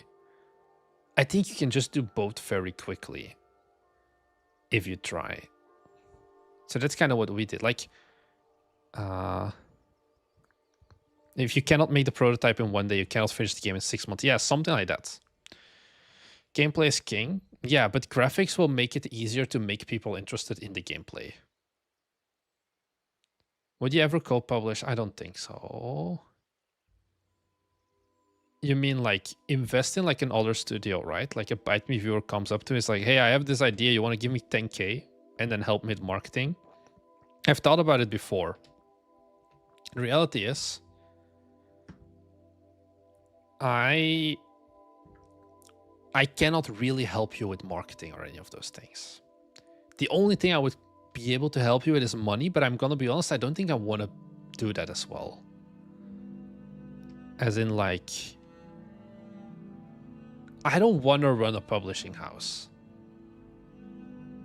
Helping with marketing? I also can't help you that much with marketing. I would basically just be spending money on a marketing guy for you. Which is like, also... Remember how like earlier in the stream I was talking about how I have not enough time or like drive to do everything that I want to do that is not related to game dev. And it's like, why would I want to add a publisher house on top of that? So yeah. If you're making a difficult game, would you commit all in? You need to go all in, I guess. Sounds exactly like what other publishers would do. Yeah, I know, like, for example, Minami Lane developers, because they had like a fuck ton of money and they don't want to pay taxes. What they did is they gave like mini grants for small games, the Do Tiny Game grant or something. I don't know if I can find anything about it.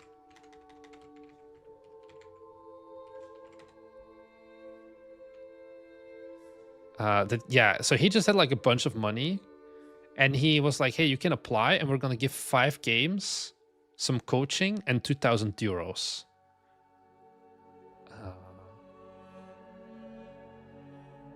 What is this? Oh, so these guys seem to have gotten, for example, the Dude Tiny Grant. And then they get like, Dude also has like some people he knows, like they help with like coaching the game as well and like marketing. But it's like, I didn't want to click that. I don't think I want to do this. I don't think this would bring me joy. Kind of. I get why he would do this. If you have enough money. But I don't think this is currently in the books for Bite Me games, I would say. Yeah, 172 participants, 5 developers received 2,000 euro grant.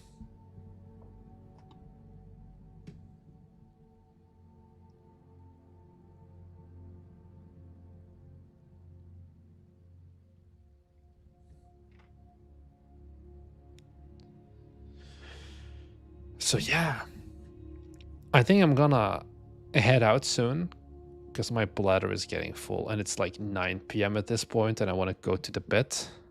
Oh damn, Sasquatch B is still alive. I ignored every game dev rule and made this. If only he made games.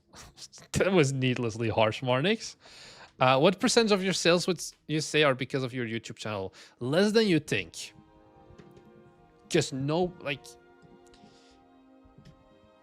I think less than 300 people bought MO98 from our audience, I would say. Definitely less than 5% of total sales is MO98. Yeah. Unlimited payment budget. This question was asked before as well. But yeah, we get this often of, oh, your game is only successful, your studio is only successful because of your audience. Our studio has been able to survive because of our audience, but our audience is not what our games... They do not translate to our games, basically.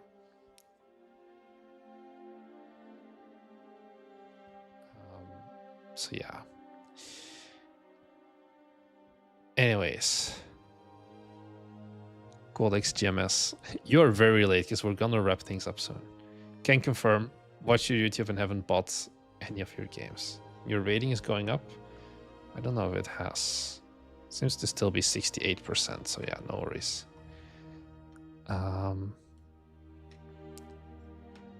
Anyways. Our audience are broke aspiring games. Is the next stream tomorrow? I don't think so. There is no stream schedule right now. I'm sorry. I wouldn't expect... There's gonna be a stream when there is a stream, but also next week, I'm flying back to Belgium for 2 weeks. And I don't know how I'm gonna stream there. I might do a stream together with Thomas, which is gonna be a banger, I assume. But otherwise, I don't really know what I'll be doing. Because like also my internet in Belgium is very shitty, and I don't have a good setup there anymore because I moved everything.